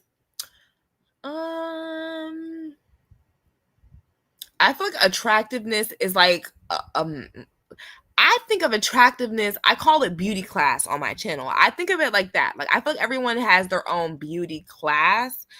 Not really an individual basis, but more so like a grouped minority. You know, I think attractiveness can be braced off into different class systems, and people naturally fall into the classes that they fall into. I could find a black man attractive, but I won't say anything. I am that petty. I'm glad. Good. I'm glad. Me neither. Keep that shit to yourself. Cause those niggas don't need to know that shit. They don't need to know. They don't need to know that they're that cute. Just keep it to them. I am petty in that way. Not gonna lie. I personally used to only think black men are attractive, but I think I've diversified my palette.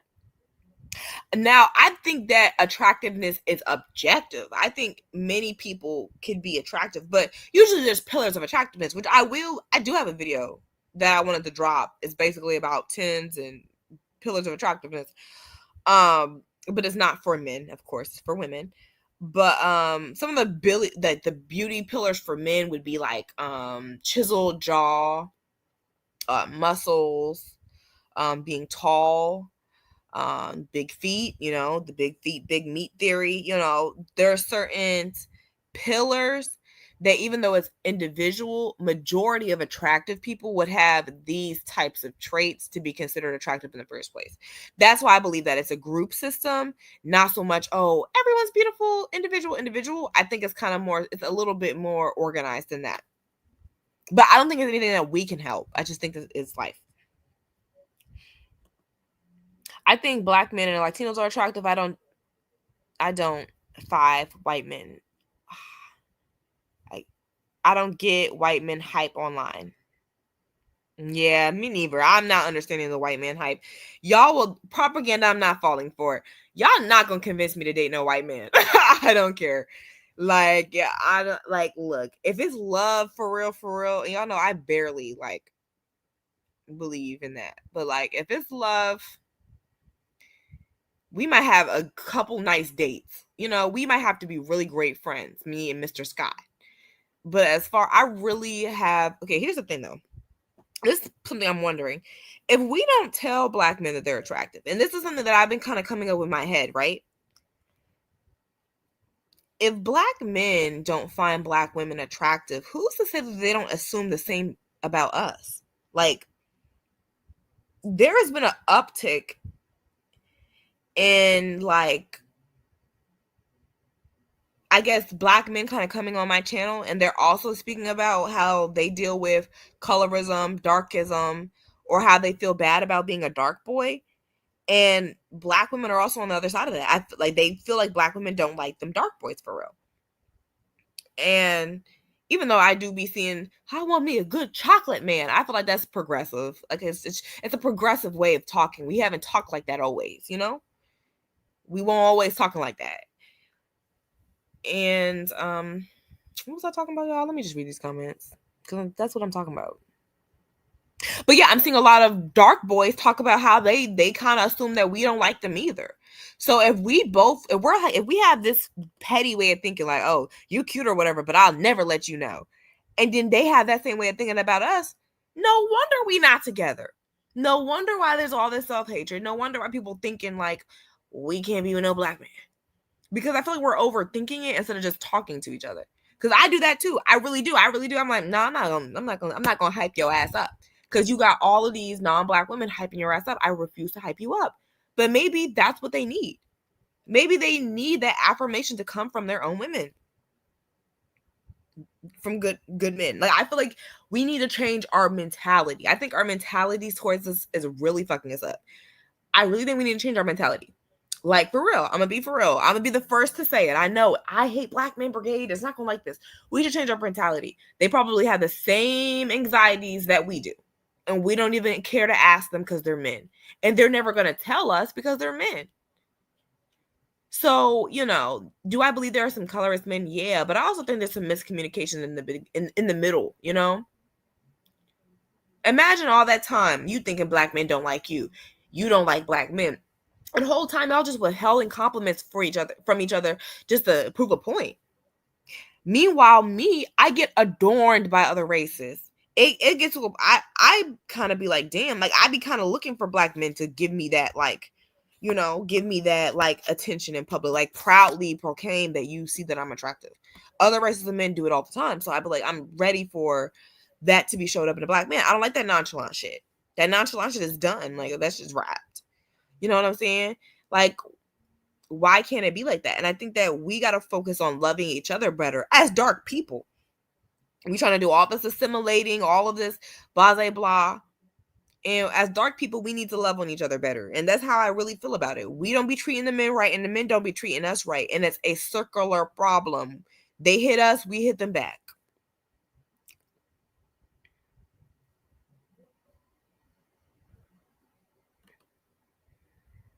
I don't see other races of women saying that they find men of other races attractive, like black, for example, but they still think they are the pretty race of women. So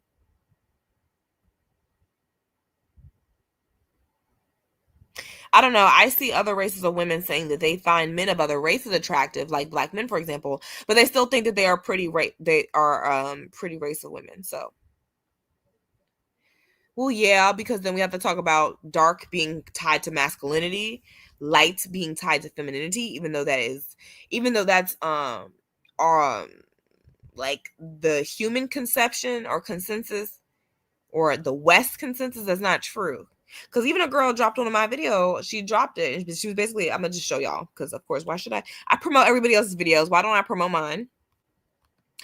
Yes, some features are universally attractive. I think it's because white men are always the love interest in most film and media. Short brainwashing. I really like unique looking men, like you said, jawline, for example. I like a little spice, dark hair, eyes, I don't know. Like a Noah Centio, like a Centio, like that guy from the Fosters, kind of. Even when the main character is a black person of color, women love the love interest is still white. Or let's talk about, you know, all of our, even like forget the white, like let's get out of the white. Even within our own community, it is portrayed that, you know, lighter for women. The Proud Family, My Wife and Kids, Martin and Gina. I mean, we can continue to go on. The only show that showed a black woman being the love interest and the mom was Everybody Hate Chris. And that's why that was my show back in the day. That was my show. It's a perpetual problem.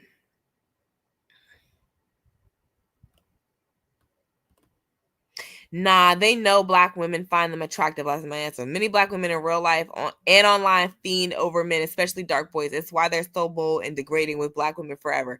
Yeah. Who do I think does that? I mean, you're going to have to deal with the pretty boys. Pretty boys are always going to be cocky. You know what I'm saying? And disrespectful. Usually. That's just usually the womanizers are known to objectify women. Usually black men just use racial undertones, and it hurts us because we're affected by racism. You know what I'm saying? But most men are going to objectify women if they have access to them quite easily. And that's why I think the new strategy of like withholding that you don't have to, there's a difference between like, that's a really nice haircut, I appreciate that, or oh my god, I have my babies, you're so fine, I can't. Let me have your bathwater. Like, you see what I'm saying? There's a difference. We can do, like, we don't have to be extreme. Okay, we can be in the middle, like a cool. I think we should try this. I'm gonna try this. Forget we. I'm gonna do this. I'm getting bold. I'm gonna just do a light little, something light, something smooth. Not even nothing too. Oh, you're so handsome, my man. Just be like, oh, your haircut looks nice. Or, oh, what's something else you can compliment a man? You see, y'all can tell I don't give no nigga no compliments. I'm so bad at giving a man a compliment. The only thing I can give a man a compliment for is for his haircut. Girl, what else do you give a man a compliment about? Oh, I see those nice succulent. That's kind of creepy. What is like a first time compliment y'all would give a man? Like off the cuff. I feel like I'm just too, I wouldn't be able to say anything. Everything that I'm thinking about saying is so weird. Like, I feel like saying, you have nice muscles is that cool? Like, would that be cool to say, like, yeah, you have nice muscles? I think I would, that's something I would use. You have nice muscles. That's a compliment I would use against men or use for men. You have a nice haircut, you have nice muscles. Maybe not fiending, but just pointing out one feature that you like. Not, you're so handsome, you're bathwater. We're gonna keep the bathwater conversation to the YouTube. Okay? We're gonna keep it here. We're gonna keep it private. Now, black men get gassed by black women offline and online.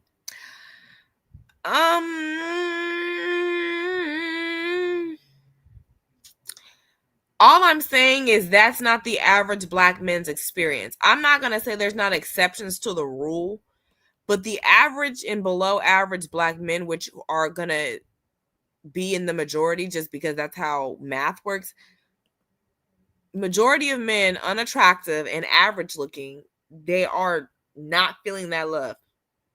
They're actively saying that and expressing that. Now, I can say that we do see black women gas particular attractive black men, but then again, them getting gas, again, you don't get, like, that doesn't apply to you if you're not attractive like that. If you don't have the same features or phenotype of the person that is being gassed, like who? Morris Chestnut. We love us a Morris Chestnut. If you know that boy, no, he don't look nothing like Morris Chestnut. He not gonna take that as a compliment. Like, let's be for real. Nigga looking like Aries Spears, he gonna be like, black men never loved me. They never cared. I feel like we used to hype black up, but they didn't return the favor. The 90s had a lot of black romance. I've seen black men complain about the black men that would be hyped up. It would be black men that they feel like they didn't look like. They would be black men that benefited from isms. So I can see what y'all are saying, but I wonder if we're also perpetuating the same thing that we're accusing them of. You know what I'm saying? Because, yeah, but like, when's the last, let's keep it a beam, unambiguous, dark-skinned, black male, full African features that we put on a pedestal. Cat Williams just called Jonathan Major ugly. Literally just did. Men like Shannon Sharpe is not the 1% of attractiveness for black men. They're the ugly ones. Let's call it what it is. So, and that's why I had my mid-men video up, so we could classify what's considered a mid-men, so y'all would know. Just so y'all would, like, it's different. It really is different. We may be hyping up the exceptional beauties of black men, but majority of black men don't look like that. And majority of black men don't feel like their beauty is being affirmed unless they're 10 out of 10 attractive. And I feel like they also deal with isms. That's 110% true. Especially if he's tall, dark-skinned, and got dreads. Girl, them dark-skinned dreadheads, they've been having their way. It's been a whole, I can't wait till we're over that. I'm so over. That was the most overrated nigga phase we've had yet. Bring back waves, please. Nah, disagree hard. The only reason non-black women find black men attractive is because how black women been hyping them. It's very evident. Listen to non-black women hype black men. Very similar. We might have to just agree to disagree on this one. We might just have to agree to disagree. Cause I'm telling you, them girls be on them niggas' body hard. They don't care nothing about us. They don't even see us as competition because they know how them niggas is. That's how, it's so terrible out here in these streets. Chanel, you know you could be right. Women instinctually compete with other women by taking their men. Period. And again, I also think that they recognize black women and black men for being very exceptionally beautiful. Even our average tends to be better than everyone else's average. Let's call it what it is. Black women's average tends to be better than everybody else's. Let's clock that T. I'd be seeing an average black woman and an average white woman, and I'd be like, I'd pick the black girl. I'd pick that. If we had to go, if we was putting average up against average, black women usually clear. We're just that exceptional. So what if they are trying to have those features for themselves in their bloodline by way of mixing? And then that would be a symbiotic relationship because Black men, they already feel like, especially unambiguous ones, they don't benefit from any isms.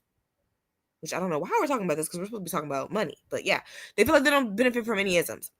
So the best thing to do is procreate with somebody who has all the isms. And for them, they're like, okay, well, because of course, one thing that everyone has been talking about is how racial ambiguity has been the pillar of beauty so far.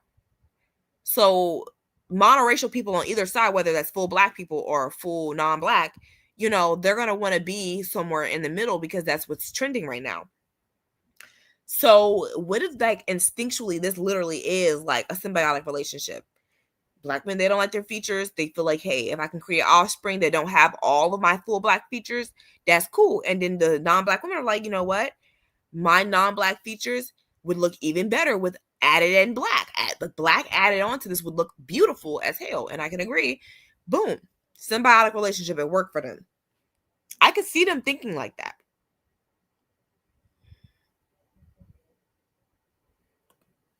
Hell no, not Noah. Like Ben Barnes, Damon's Idris Elba. I love me some Idris Elba. Love me some. That's so embarrassing. I didn't have to do all of that. Love me some Damien Idris and love me some Idris Elba to death. Love him down. Love him down. Stringer. I love me some Stringer from The Wire. Yeah, that's me. Rose, just listen to how they compliment Black women. Same verbiage that Black women use to compliment Black women. They even hopped on the I love you Black men trend. I didn't see that. Girl, I missed the trend. Girl, they've been doing a I love Black men trend. Where they been doing that on TikTok? Chanel, yeah, solid observations.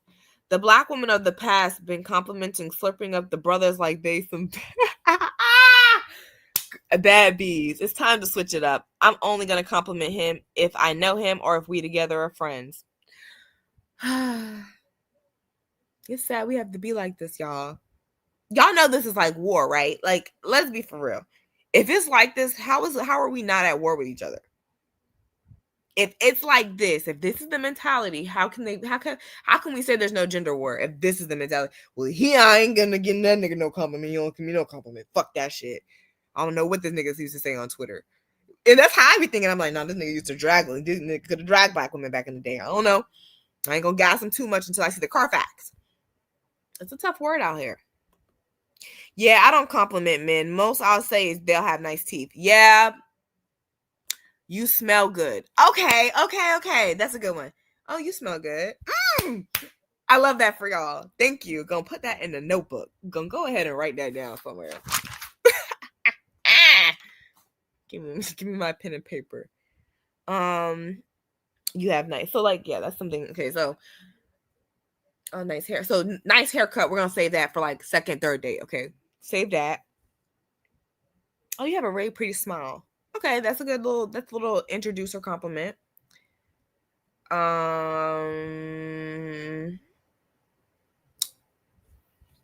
You smell good. Yes, love that. Okay, nice muscles. We also agreed on nice muscles. What else can you compliment a man on without making it seem like so, like OD? This is how out of the game we is. Like, what the fuck? And let me not even just say we. Let me say me. I'm out of the game, girl. I'm giving no nigga no compliment. Like, I've had that same mentality this whole time. Like, no, I'm only gonna affirm whose beauty I affirm. But I'm gonna be for real. I'm tired of these non-Black boys. Like, I don't want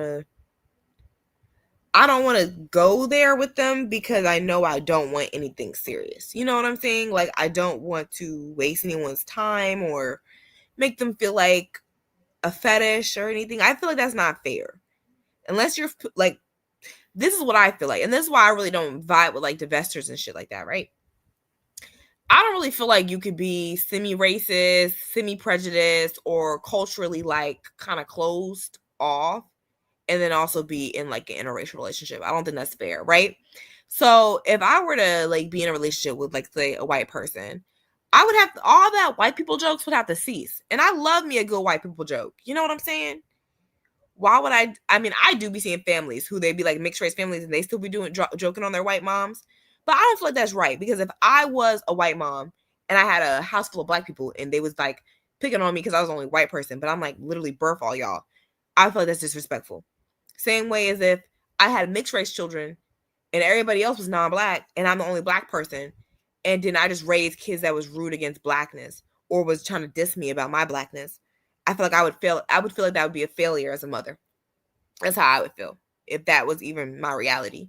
So I think that you have to have a level of open-mindedness if you're willing to be serious about dating out. Like if you're gonna be like, oh yeah, I'm gonna date out, you gotta be serious about like really not being like someone who is prejudiced at all. I wouldn't be a prejudiced person with a white person. I wouldn't do it.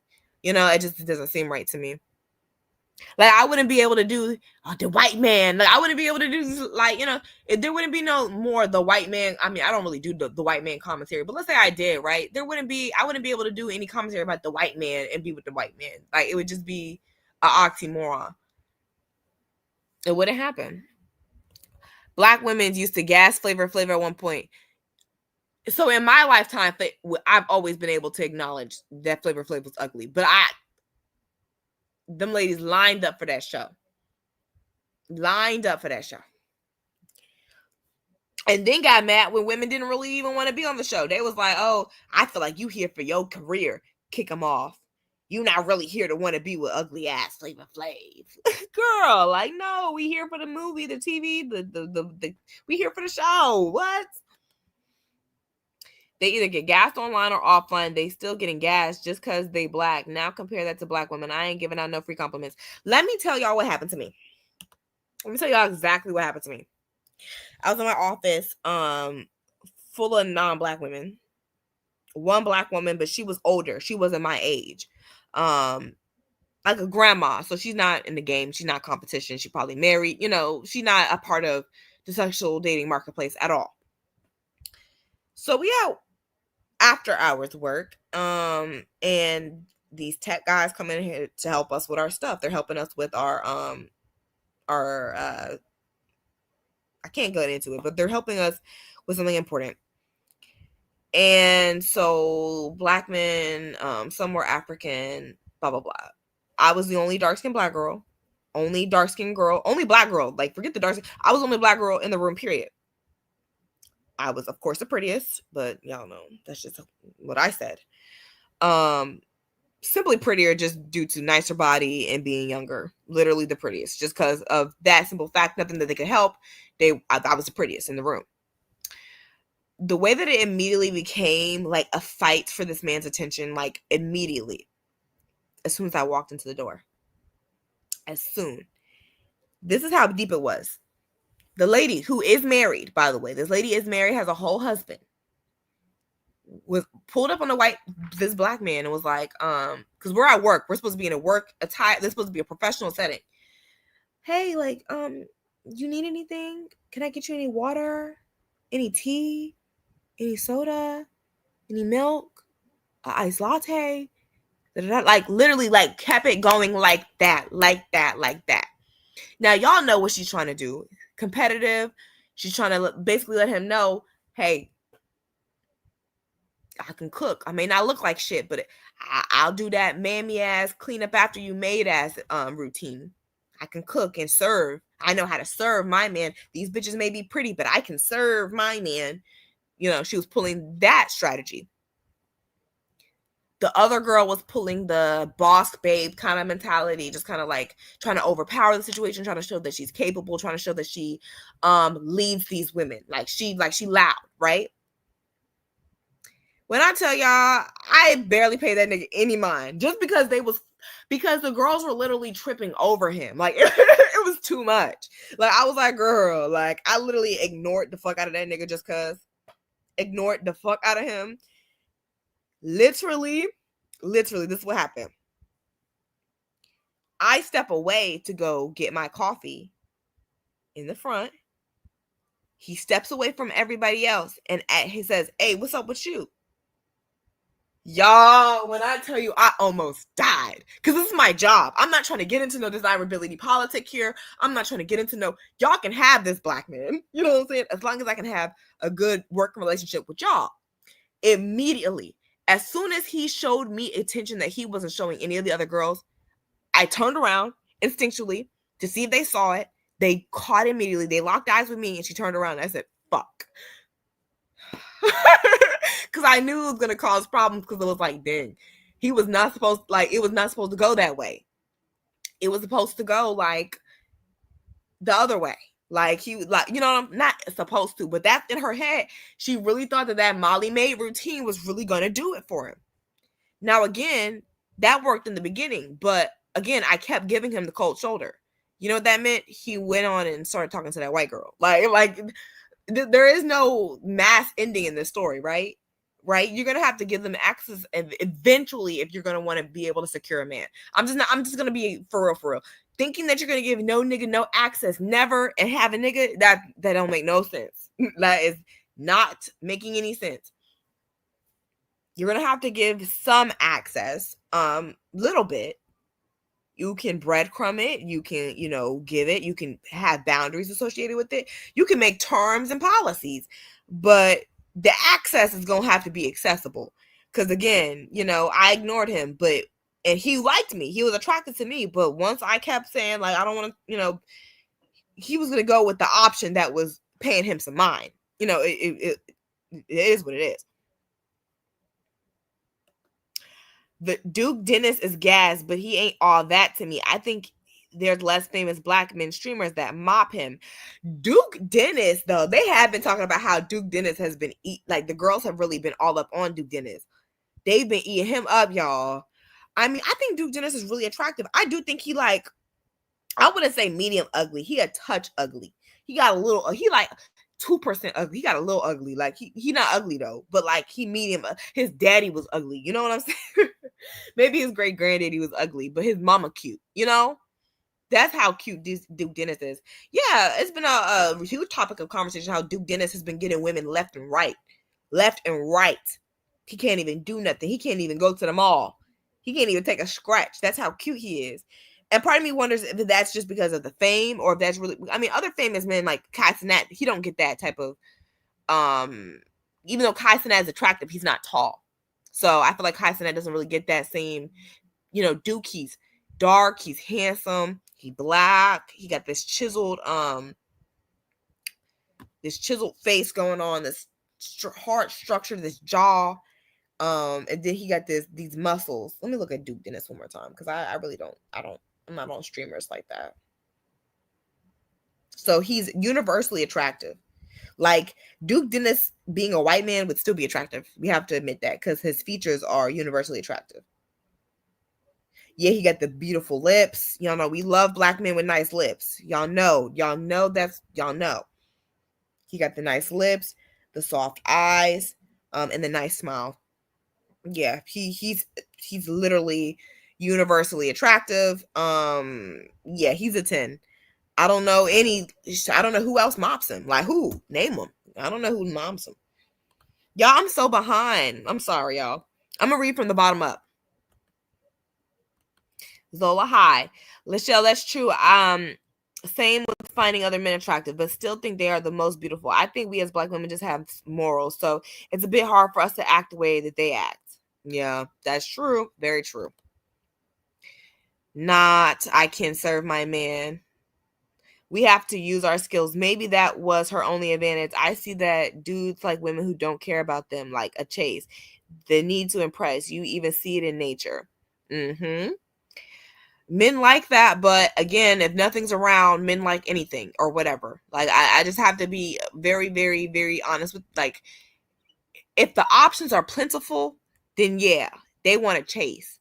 But if the options are not plentiful, they need the access, period. It don't matter who got the access, as long as the access is accessible.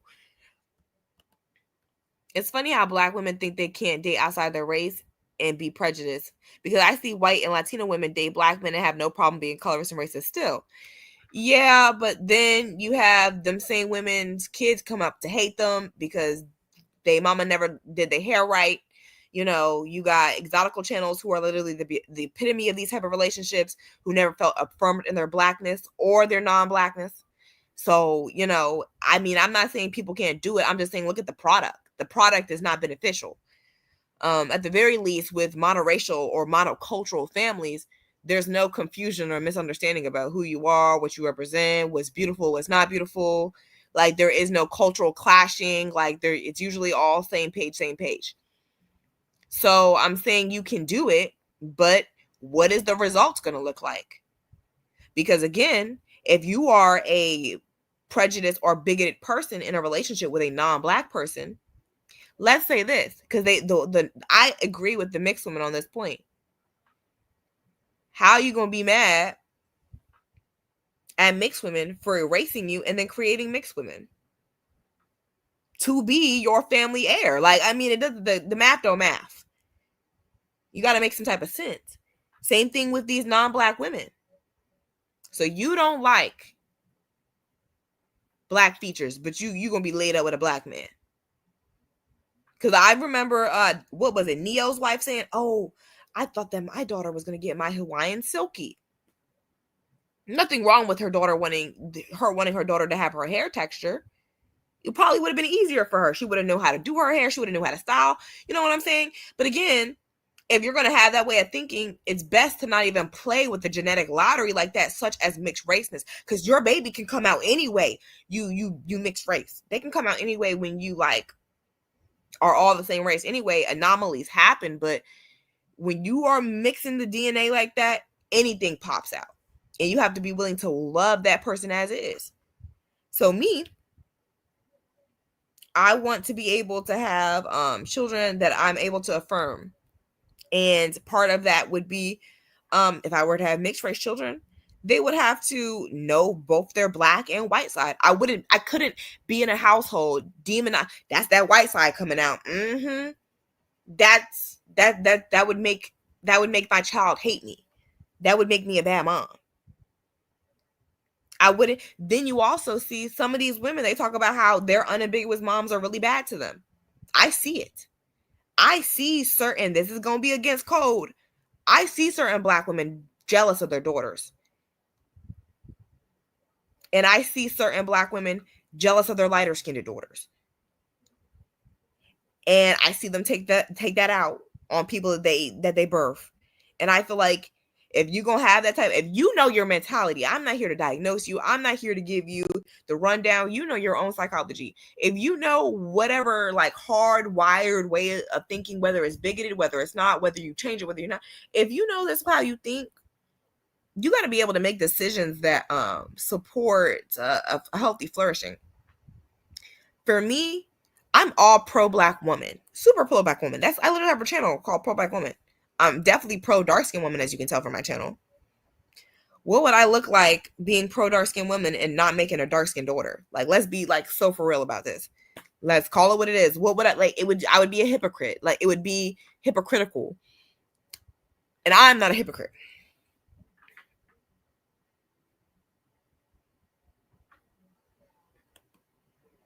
The zealous approach with Zola said, "Hey boo, hey, I'm sorry I butchered your name, but hey, how are y'all? I find it OE says, I find it corny when biracials make fun of their white mom like they're not half white too. Yeah, I be seeing a lot of that. I see that. I saw this meme. You're hunting this house with your whiteness, Brian. Like, leave that lady alone. She literally birthed all y'all. You know what I'm saying? So yeah, and that's the things you have to worry about or think about when you're going to be open in those ways. If you're going to be open to dating out, then you have to be able to mentally be open to dating out. Truly, you have to be able to check your prejudice, check your bigotry, all at the door. If you're willing to go down that road, because you're going to create your family and your generation off of multiculturalism, which is a choice. You don't have to, but that's a choice if you choose to have that as a message. So that's why a lot of this stuff be lopsided, a lot of this stuff be hypocritical, because there is no right or wrong way. The only thing that you really should do is love yourself and love like what you look like. As I say, I feel like in 2025 and beyond, people are going to start being a lot more tribal anyway. Everybody's about to go back to their own communities. So I don't think that assimilation, I think it was a smart tactic for us to try. We tried it in America, but I definitely see culturally people are still going to start going back into their own groups of people. They're still going to mingle with other people. Hey, you know, casual. But as far as really building generational wealth, back to what we're talking about, as far as this 30 mil, these black hospitals, these black schools, as far as these black schools for black boys, like we need this stuff. We need the 50 million to go into being able to have a black only college. Like there's certain things that we need in place. And that's only going to happen if we actually plan for these type of things. They're not going to happen by happenstance.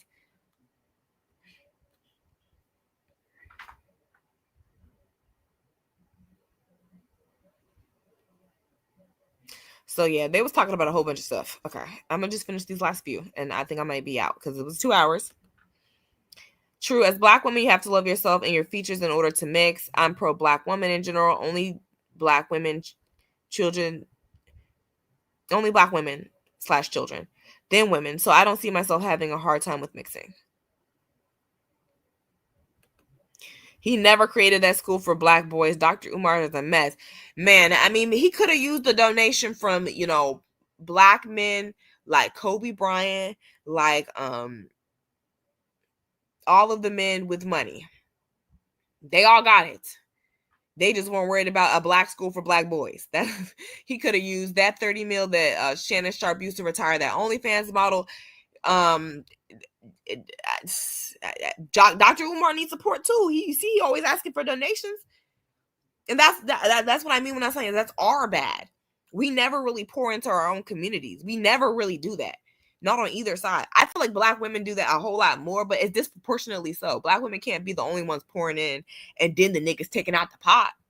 You can't take 30 million out the pot, and then it's just it's terrible. It's terrible. Young Don animation has 2.3 subscribers. Berleezy. Well, Young Don was handsome. You know, Young Don was just that man. Okay. He was cute. He was very cute. I feel bad because he definitely went on a downward spiral, especially with his Christian content, and then it seemed like he wasn't a part of the faith anymore. So, yeah, I hope all is well with him. I pray for him, but especially when he started out, he was very handsome. Berleezy's not really my type, but he's average. He's cute. Definitely a cute looking dude. Definitely a cute looking fella. Don't get me wrong here. Young Dolph reacts, which shows his face most people don't know of. They like black feature on the men because they think it's attractive, but as women pedestalize their beauty, their men pedestalize their beauty. Shannon Sharpe. She said Shannon Sharpe, take out the pot, then give it to Beck, then give it to Brad. Man, the white men of the past really planned everything out for their descendants. I mean, and that's what I'm talking about. What we as black people need to be worried about is 100-year plan. And not as black people. I'm really saying as black women, we need to be asking these niggas, what is your 100-year plan? And they need to have an answer.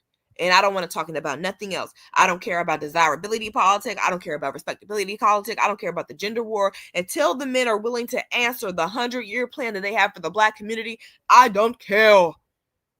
What is your 100-year plan? How are you going to ensure that we not only start up these black hospitals, these black colleges, these black businesses, but also keep them running into fruition so they can scale to global success within the next 100 years? How can we ensure our survival without relying on other communities' leftovers? How is that? How we're going to, that's what I need black men to answer. So unfortunately, I'm not interested in marrying any nigga without that doesn't make it. I'm not interested in anything that's not hypergamy, y'all. I'm sorry. There's too many risks out here. It's too many risks. There are too many risks. You can become up woman. You can be bitter baby mama. You need that security. And the only thing that's tangible in this life that you can hold somebody accountable for is that moolah. That's the closest thing to a man's heart is his money. You know that if you have his money, you have his heart. So I wouldn't be fucking around with potential. Because as soon as these niggas get 30 mil, you see where they at, okay? You sitting here feeling bad to ask for a ring in a house. But as soon as he get 30 million, he blowing it on the first bad bitch. He don't even care if it work out. Travis Hunter, same scenario. The lady won't even faithful. Travis Hunter wife cheats. People don't even like mention that. She was caught cheating before they even got married. And people are still, so what's the big deal? Well, right, not only that he's being used and abused on, but again, she's only there for the money. And again, that's taking food out of the next black child's mouth. End of the day. You see how Vanessa Bryant do y'all with these charities. So that means none of the African kids and none of the black charities can get no money because of what? Just a simple who you chose to marry and who you didn't? Okay, y'all. Get it right. My neighbor started a charter school with a few rooms in her church. Is now a very successful school with multiple campuses, all within 10 years. Notice how you said her church. Black women are doing these things. The thing is not that these things aren't getting done. It's that these things are only getting done by black women. These men, the thing is, we would have been able to scale all of these things if the men were helping us. But the men are out there, living their pipe dream right now. So they're not really too much worried about us. I know. Well, first of all, congratulations to your neighbor and her school. I put many blessings over her charter school. I hope that goes and continues to be very well. But yes, women definitely care about legacy and longevity. We're always thinking about these types of things. We're always trying to make moves for the next generation. We're always worried about our kids as kids as kids as kids. It is what it is. All these black male celebrities with these cases, Diddy, Shannon, Tyler Perry, are a disgrace. She calling them out. Girl, I forgot about all of them. Name them all in the chat, y'all. Before we leave, how many black men have been caught up in this same scenario? Let's name them all out and give them the shame. Let's give them the live stream of shame so we know what not to be like. What to not be like. Not out here forking out millions and millions of dollars because you can't control your sexual desires. And Tyler Perry did make a Tyler Perry Studios. We can give him a mixed pass. We can slightly give him a pass because he did make Tyler Perry Studios. Forget 100 years. It's been almost 400 years. And these white men's plan is still working. We need 1,000-year plan. Fucking around with these niggas, girl. It might take 1,000 years. I'm only going to be on board if black men are on board. The question now is, are they? Girl, they just told you when they get their trucking companies that they want to be with a white woman. No, is what I'm trying to. He just said. He just said on Hunter B. Simone's video. Go watch it. That when he got his trucking, not a second sooner than him starting his trucking company, did he stop messing with black women. We need more black men to attend college. Absolutely. Travis isn't smart at all. None of them are. Not smart with their money, not smart with their penis, not smart with the rings they be giving people. They just not smart. College has the biggest on one socioeconomic future. I guess you meant to say biggest impact. Yes. College has the biggest impact on one's socioeconomic future. Absolutely. And as I was telling y'all, people aren't, because people were going crazy. Folks aren't going to the black cookouts no more. The black cookouts ratings have declined and by 25%, blah, blah, blah. And I told y'all why people aren't going to these black cookouts. There are no resources for these folks at these cookouts.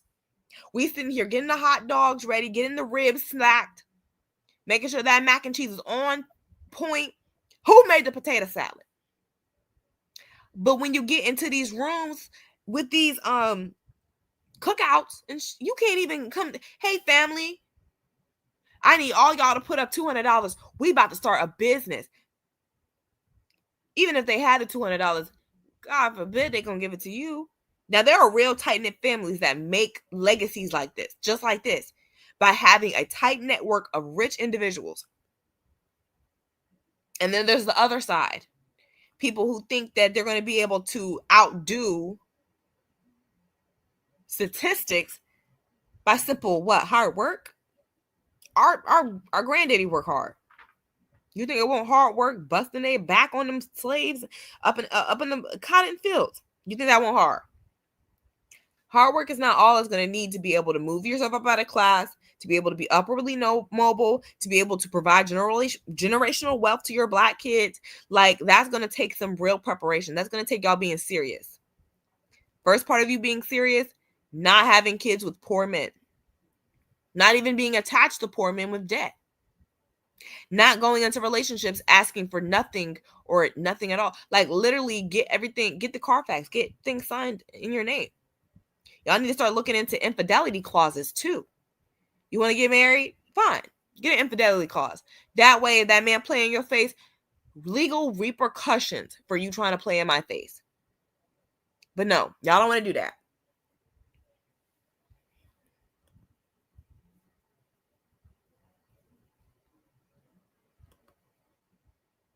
Bill Cosby, R. Kelly, Michael Jackson also. They was low-key trying to do the same thing to Michael Jackson. Did they not?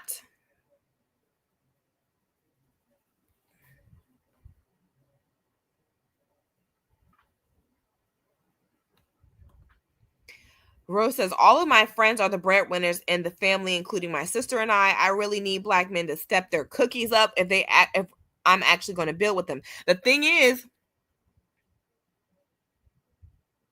I agree. Clock the T. But the thing is, they is getting their cookies up. And then they leaving. The thing is, it's not that they're not getting their cookies up. The problem is they get their cookies up and then they out. They're dipped out. They gone. I can't answer why. They gonna have to come in here and answer why y'all dip out when y'all get some money. But society has programmed them to do that. So yeah, we need to make sure that there's something to build with. Like, then we need to make sure that it's already built for real. We need to just be walking into the palace sashaying and shit. I don't really think we should really be building shit. Being for real, I don't think we should be walking in and talking about building nothing. I feel like that's crazy. I feel like we grown as hell. we grown as fuck. Like, we grown as fuck. I should be walking into the house built. You should have been. The thing is, men know that they want to be a family, if they want to be a family man or not. It's a dream of theirs to be a good family man, to be a good husband. They've been preparing since they've been young. So you mean to tell me this whole time you've been preparing? This is what I get? No, you haven't been preparing. Why? Because I'm not the one you want. You preparing now to get the one you want. And that's why you'll see a lot of people talk about these 50-50 scenarios, or where women are being the breadwinner, and why, or hypogamous scenarios. And why you see a lot of black men in these hypogamous scenarios, such as A$AP Rocky and Rihanna. Because they're going to do their own level up strategy while y'all 50-50ing it up, while you helping them with half the bills and taking off half the labor and also doing half the chores and raising half the kids. You know, you're going to be the one outputting a lot of labor just naturally because you're a woman. On top of the fact that, you know, on top of the fact, like-minded Negroes like-minded Negroes only then take it from there.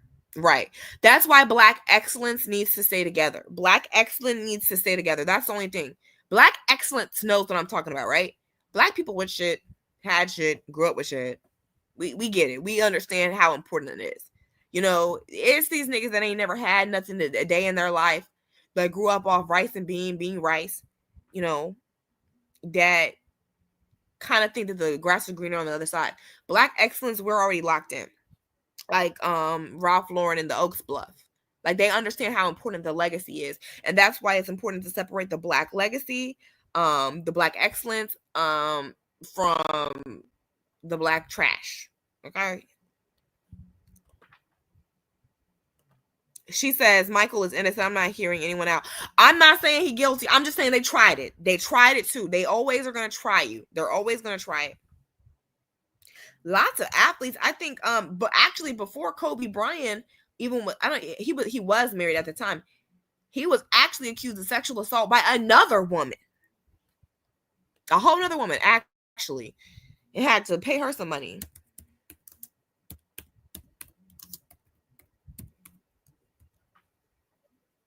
He was accused. In 2003, he was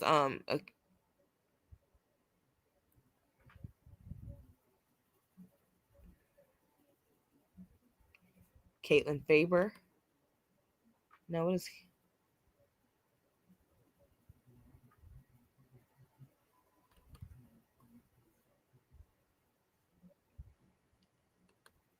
She used to work for, or she used to be on American Idol. Let me go ahead and share this. Share my screen, y'all.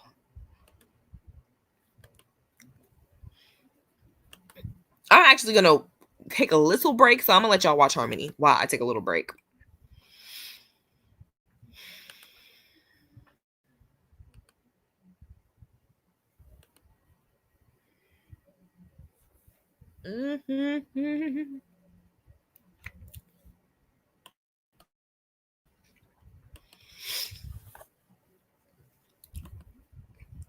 Thinks that they are nothing. They believe that they are not attractive, that they are undesirable. They can't really get the partner that they truly want, right? And so because of that, they project that onto people who are actually interested in actually showing real love towards Black women. It's not clocking to that I'm standing on business, is it? See, hoes don't like me. What is up, you guys? Welcome to the channel. I have a multitude of things that I want to discuss and go over and react with you ladies. First things first, my sign is not up. That's a little different right here. I had to take my sign down because my cats kept playing with my wire. They kept trying to chew my wire and chew my cord.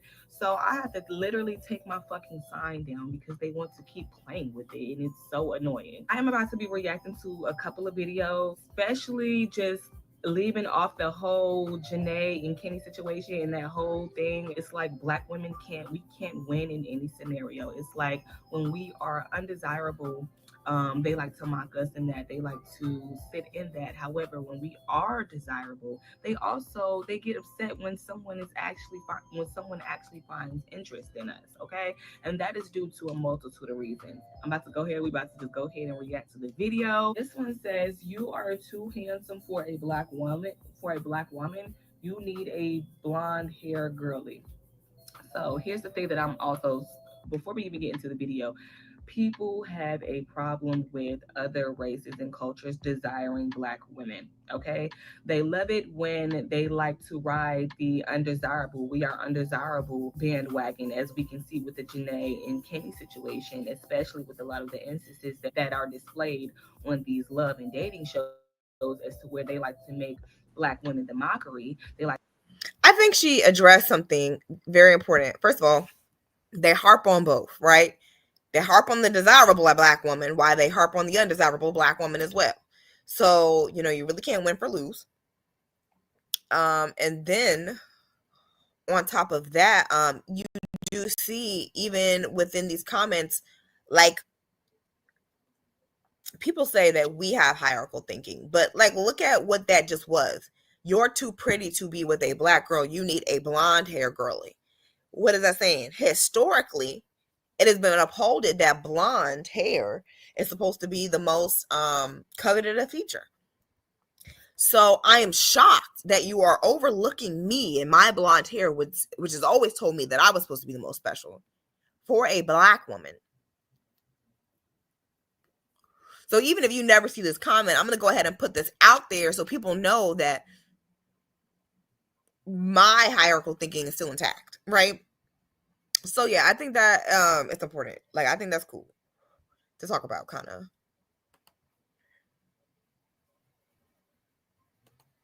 Unfortunately, some Black people are just going to have to be left behind. There will always be some Black people, they will sell out. Yes, girl, unfortunately. It's so sad. It's so sad, but it's always going to be, parts of the pot. The only thing I really just hope we can do is make sure that we're not a part of the problem. Like, just actively try to avoid being a part of the problem. It's hard, but just try to not fight fire with fire, but really fight fire with water so it can be out of here, like squish the beef, I hope that one day we can create that Black excellence, but I won't hold my breath. Yeah, girl, keep on breathing. Don't worry about it. If it happened, it happened. Black excellence is a mentality. I wasn't raised rich, but baby, I know I ain't dying poor, nor will I grow unstable, period. Eat. Yes, Chanel Miller, eat that up. Facts. If all else fails, I'll holler at the African mogul. Black American men disappoint me sometimes. It literally is only the Americans, because then when you get outside of the American perspective, like none of these problems exist. So,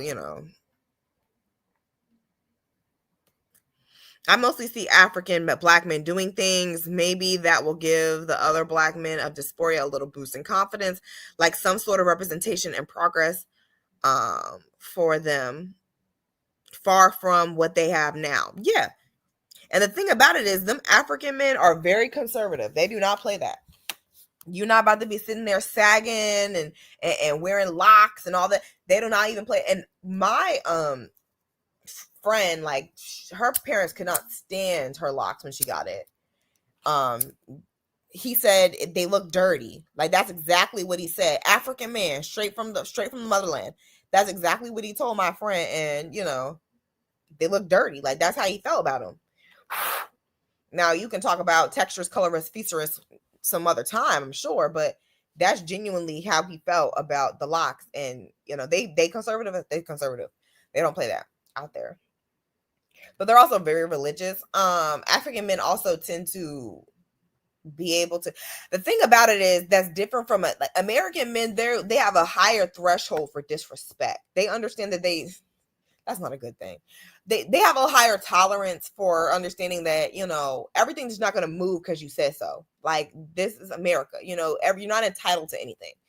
So, but like in other countries, I notice I can kind of pick up on a lot of men's entitlement. They kind of have an entitlement to the women or to their families. Like, they kind of order around and stuff like that. Not saying it can't be balanced, not saying it can't be right, not saying it may not help the household to provide that good structure. I'm just saying that's different. I'm not used to that. I don't. That's scary to me. I don't know if I'd be able to. Me, I never said I would date an African man. Well, the reason why is because I asked the African man if he ever learned about slavery, and he said, bro, we needed that bread for real. Basically saying that he didn't care that his African people stole my people, and it was what it was. And I'm like, dude, you won't get nothing from me. like he would, boy. So no, I'm not really feeling it.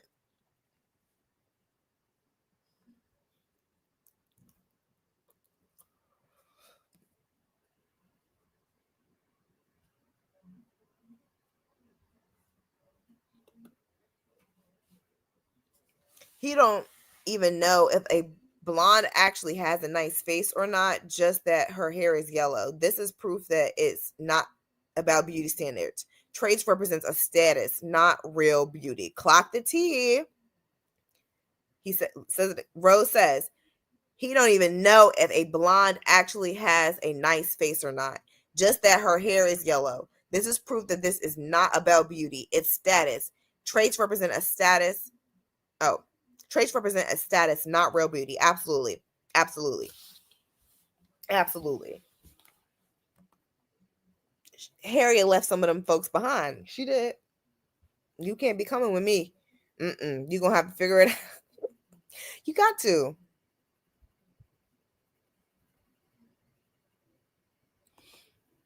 As a Caribbean, our parents hate dreads and braids on men. Piercings, Lord, don't let them see those things. Look up Haitian parents reacting to their son shaving their head.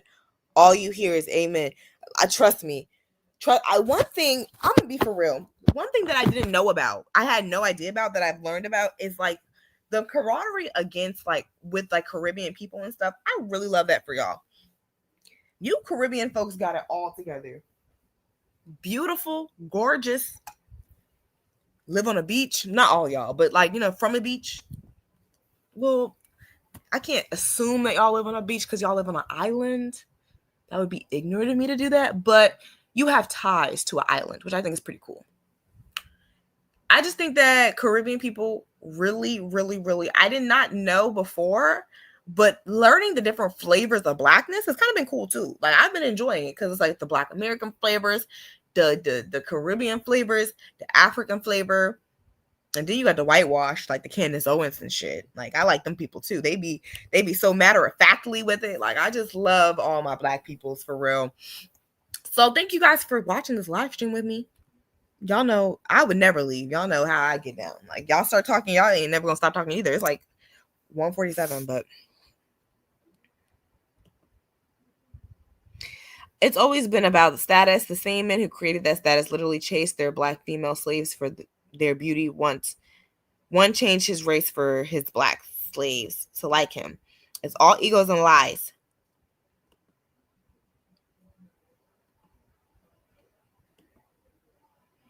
I could do an African born in the United States.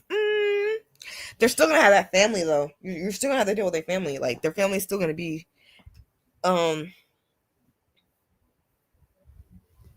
crazy. Not crazy, but traditional, strict, real strict. My thing is like Caribbean people too strict. I'm like, cut that out. Like this is too much.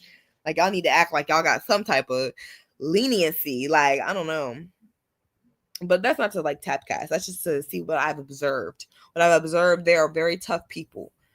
Island folk. You do not want to mess with them. Like they got to defend because again the islands are on the water, right? That's an easy port way. Most people are gonna have to defend. It's easier for somebody to pull up, so you don't have to defend, your port.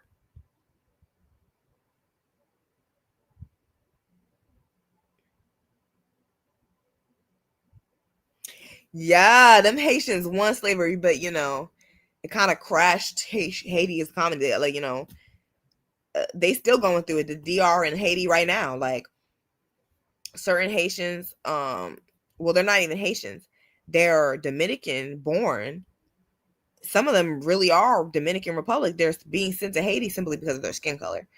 The DR has basically like kind of exiled Haiti for real. But I do like that they won. They were really tough people, but I've seen like kind of how it is on the ground, and it's tough. It's tough out there. I saw this one Reddit video, y'all. It was literally like our equivalent to a YN. He was posted up with a machete, just cut the person's head off straight up with a ski. I was like, yo, this is something different. This is too much. This is too much. Like, the hood nigga in America is not touching no Haitian. Like, I don't care. We strict when we get older, but in our youth, we finna whine, then act like pure saints later. I'm gonna be like y'all. Act crazy, while out, does he won? Does he won? And then I'm gonna act like I ain't know nothing about it when I have my babies. Them parents who be like lying and acting like they was married, just so their kids don't know.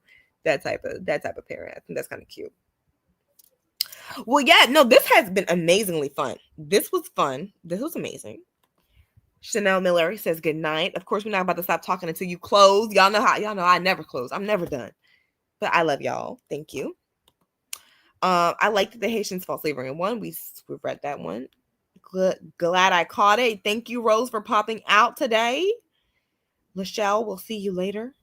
I'll see you soon. I'll see y'all in more videos. I should be dropping videos, but we'll see what happens. Y'all know I'm gonna go with the flow type of chick. Them DR folks have a one-sided beef with Haitians. Whenever you compliment Haitians, they have to bring us down, haters. Trust me, and on that note, we will talk more about the DR haters. I understand where the hate. I understand the beef. I can see why Haitians be mad because I see it. I don't think I'm not gonna typecast, but I'm gonna say for what I've observed, the DR is exactly what people say it is. Like exactly how people exactly. Good night, everybody. Good night, besties. Y'all better actually get to sleep. I'm not playing with y'all. Bye. Have a great night. I always say y'all be good people. I always say y'all be holy people. I tell y'all to read the word and spread the word, and I'll be back. Girl, no, you're not. No, you did not drop. I just told y'all I'll be back. Y'all not have to read it. The U.S. is behind all of it. They hate Haiti for real because of the independence, like the black community making progress, then ruin it. They were saying the same thing though about the U.S. having the ties to what's been going on overseas. I'm not going to say specifically the countries, but they were saying that, you know, them quote unquote Rothschilds allegedly have been playing some very dangerous games for years, depending with that stuff. So I believe you. I definitely believe y'all. Y'all stay safe. God bless.